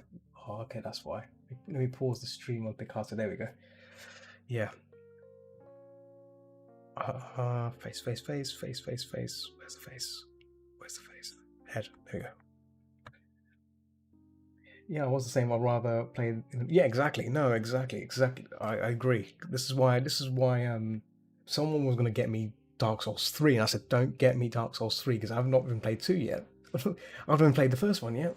Well, yeah, there's no point in me getting me Dark Souls 3 if I haven't played any of them. It wouldn't be fair. Um, the worst case scenario is if I don't play any of these games, I'll just watch a playthrough. Just skim, just like learn the story and then jump straight into 3. I think if I'm feeling really lazy, but I think I should give these games a try. But yeah, Dark Souls 1 was. I practiced that game so much and I still suck at it. It's pure skill waste. Because I spent more time blocking. I like the blocking element in that game. You can like parry. I spent hours learning to master the parry animation and stuff, and yeah, what a game! And then someone gifted me Doom Eternal, and I've been playing that. Again, that game I was gonna play it straight on stream into Nightmare, but I thought let me just play it for fun outside the stream first, and then play it live. Um, the same. This is the same with Resident Evil 2. I was playing Resident Evil 2. I started off in hardcore mode, which is how you meant to play it, I think, because it's the original Resident Evil game, right? I don't know if you ever played Resident Evil. All the saves are done through the ink ribbons, but yeah, playing that game on in terms of streaming is difficult because if you need to go offline, you have to use up an ink ribbon, and those ink ribbons are very scarce to find. You don't find them often, so that means you have to make sure you save the game at a certain point where you'd have to do all the gauntlet again, avoiding things. And oh, I learned my lesson there. That was a shameful. I just had to restart the game again to play on normal. So I can master what happens next. I played a little bit of one. I need to play on the stream. I've PS1's the first PS1 games. Oh, the first three. Oh yeah, I got you. Yeah. I played Resident Evil 2 on PC, and like from what I remember, some of the stuff in the remake doesn't exist. It's not there anymore. Like obviously, some things are still there, but it feels like a fresh new game. But it's a great game. It's a good game, but a bit punishing.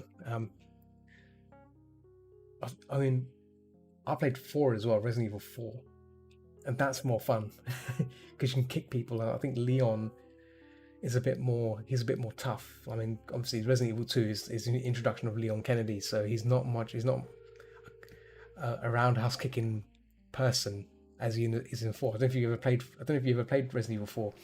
It's a really good game. It's when Leon becomes like an ass kicker. Like you can shoot people and then you just beat the hell out of them. You see him you can just beat people up. And so when I started playing remake 2, I was thinking like, oh damn, Leon, you can kick these zombies in the face. What? Yeah. Then I realized that obviously he hasn't got his superpowers yet of kicking ass,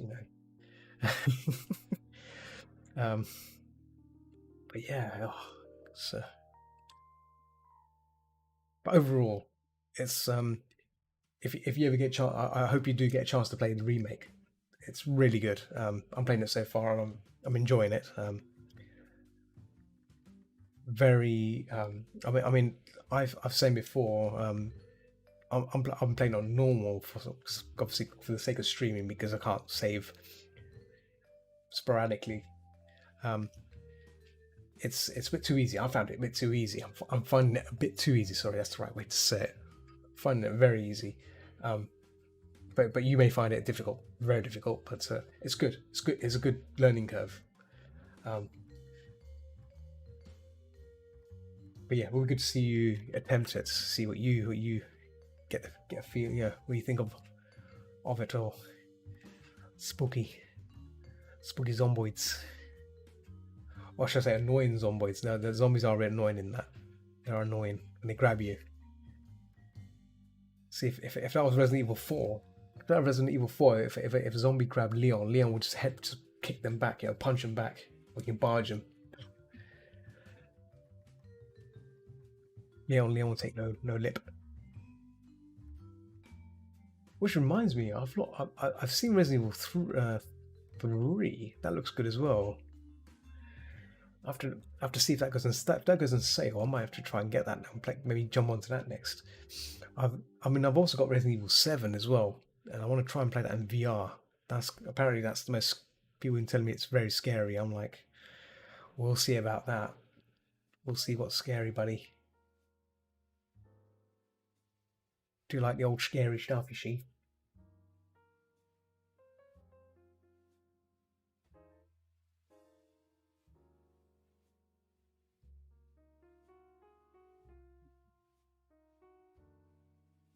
Oh yeah. Have you seen the new updates for Phasmophobia? Blue. They've done some more improvements, a lot more improvements. Because last week was their anniversary, their launch anniversary, and they've improved the diary in the game a lot. It's a bit more user-friendly diary. It's very, very nice. Yes. No.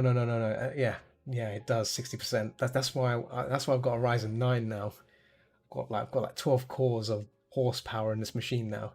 It's like that's the only reason I bought the damn CPU, so I can stream Resident Evil 2. That and stream as well and use VR, but still, Oh my god! I remember my last CPU.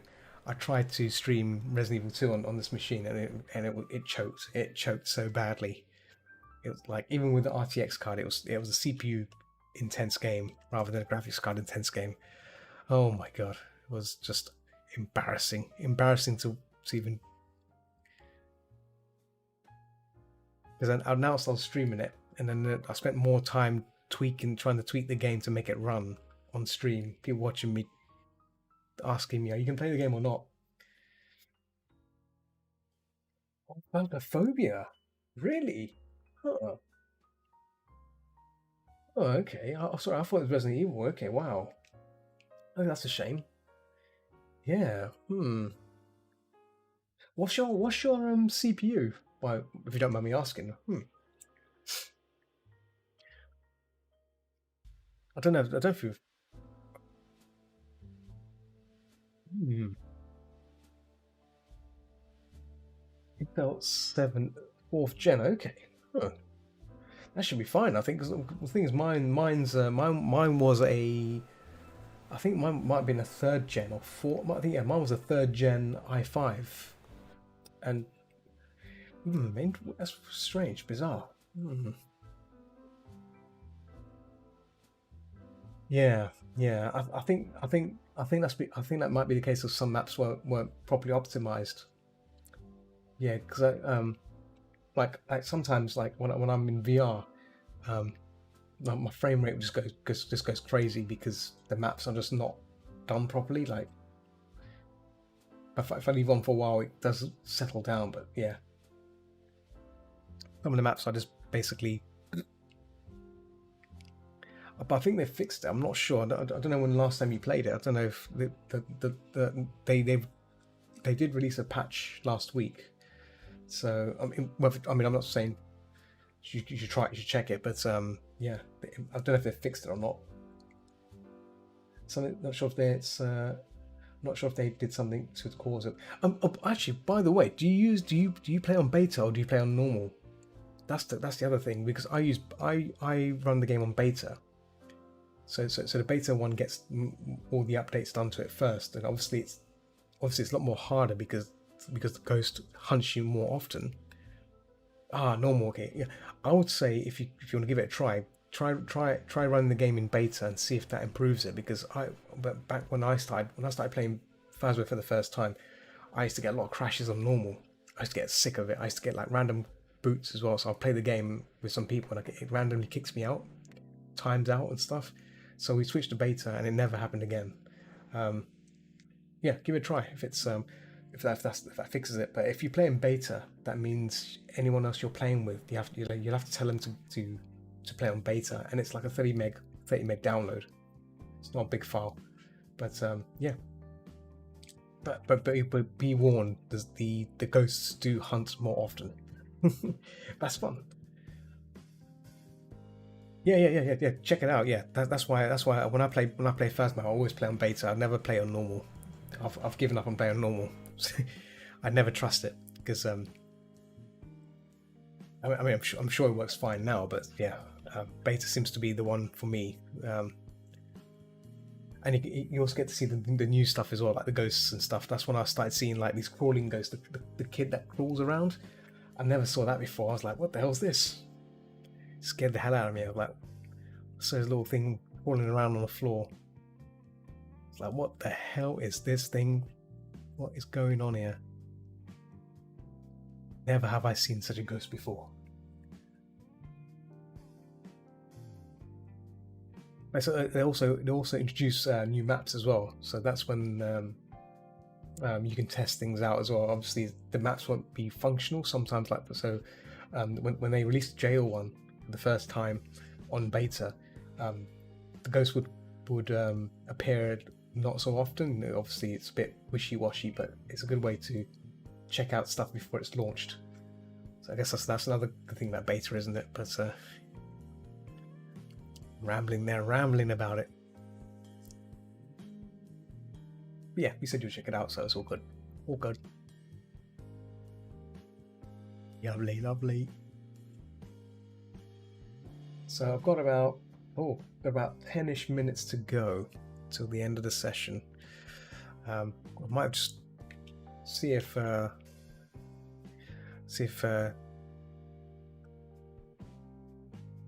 Nook is still around. They changed a lot since.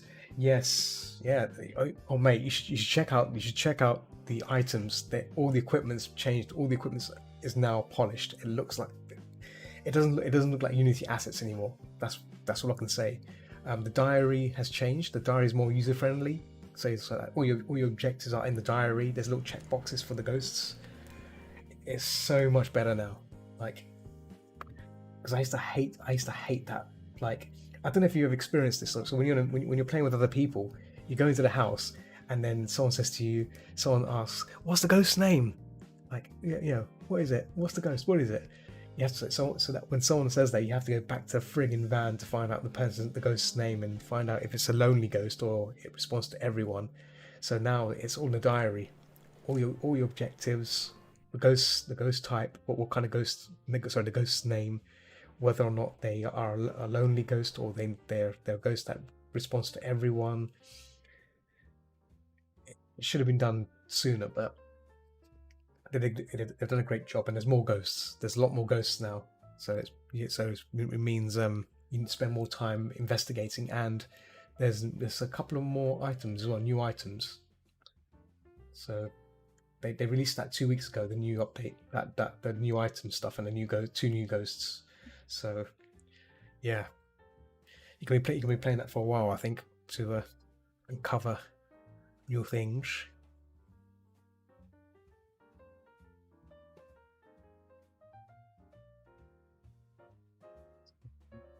No.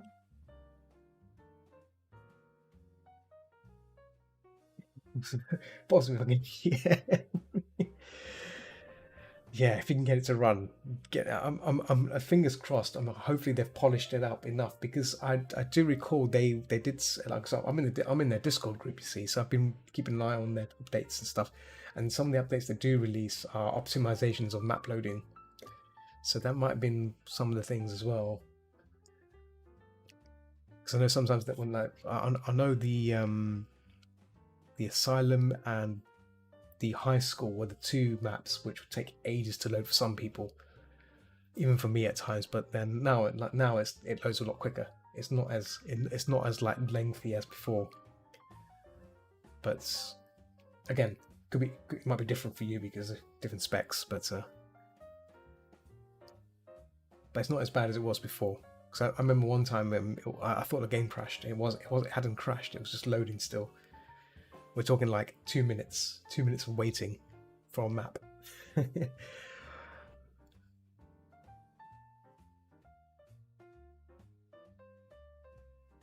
What was I doing? Yeah, checking. Yes, hand, leg. The car, okay. So I need to refine the eyes. That's it. I need to make notes of this. I'm going to talk to this guy. Talk to this guy this evening when I finish streaming. In about a few minutes, I'll ask him about what he wants me to do with the eyes, because I've done them in a certain way. He might want it differently. Might say, I want it more anime-like, please. I want it more realistic. So they might say, yeah, might have a different opinion.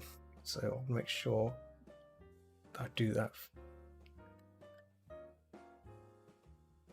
Oh yeah, have you seen that other ghost game, the Ghost Hunting Corpse?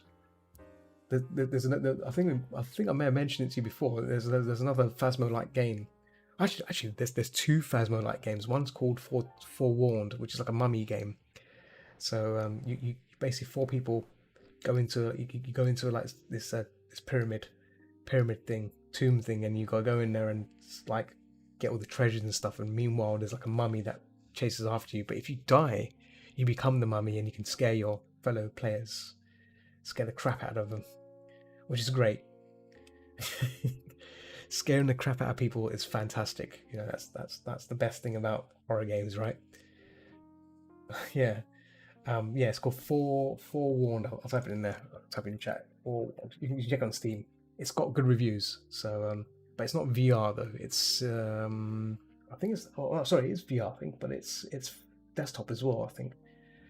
The other one was Ghost Hunting Corp, which is basically phasmophobia, but you can hunt the ghost down. But that's still early access apparently. But the forewarned one looks good. Um, I'm tempted to get it. I'm tempted to get it when it goes on sale again, just to see what it's about, if it's fun or not. I do like terrifying people.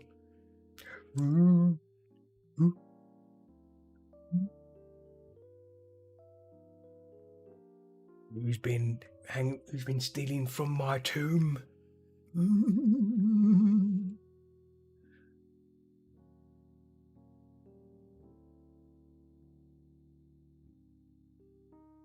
Oh, it's so good if you can just role play that. Role play a mummy. Oh, no. You're stealing from me. I'll strangle you.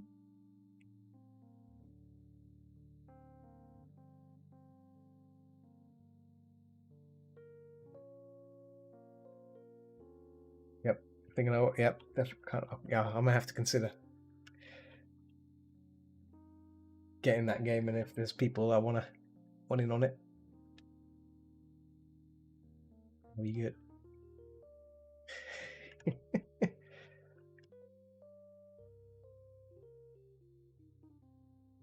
Wow, seems Picasso keeps bouncing. Well, why does that screen keep bouncing? Stop. Pause. Let me minimize that.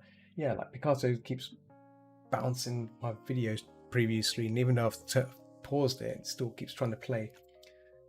Still got 60% on plus on one map. So okay. So which map is it? Is it the big map, one of the bigger maps, or is it the smaller maps? I mean, it's something you can probably Edgefield. Okay, yeah. Huh. That's bizarre. Um.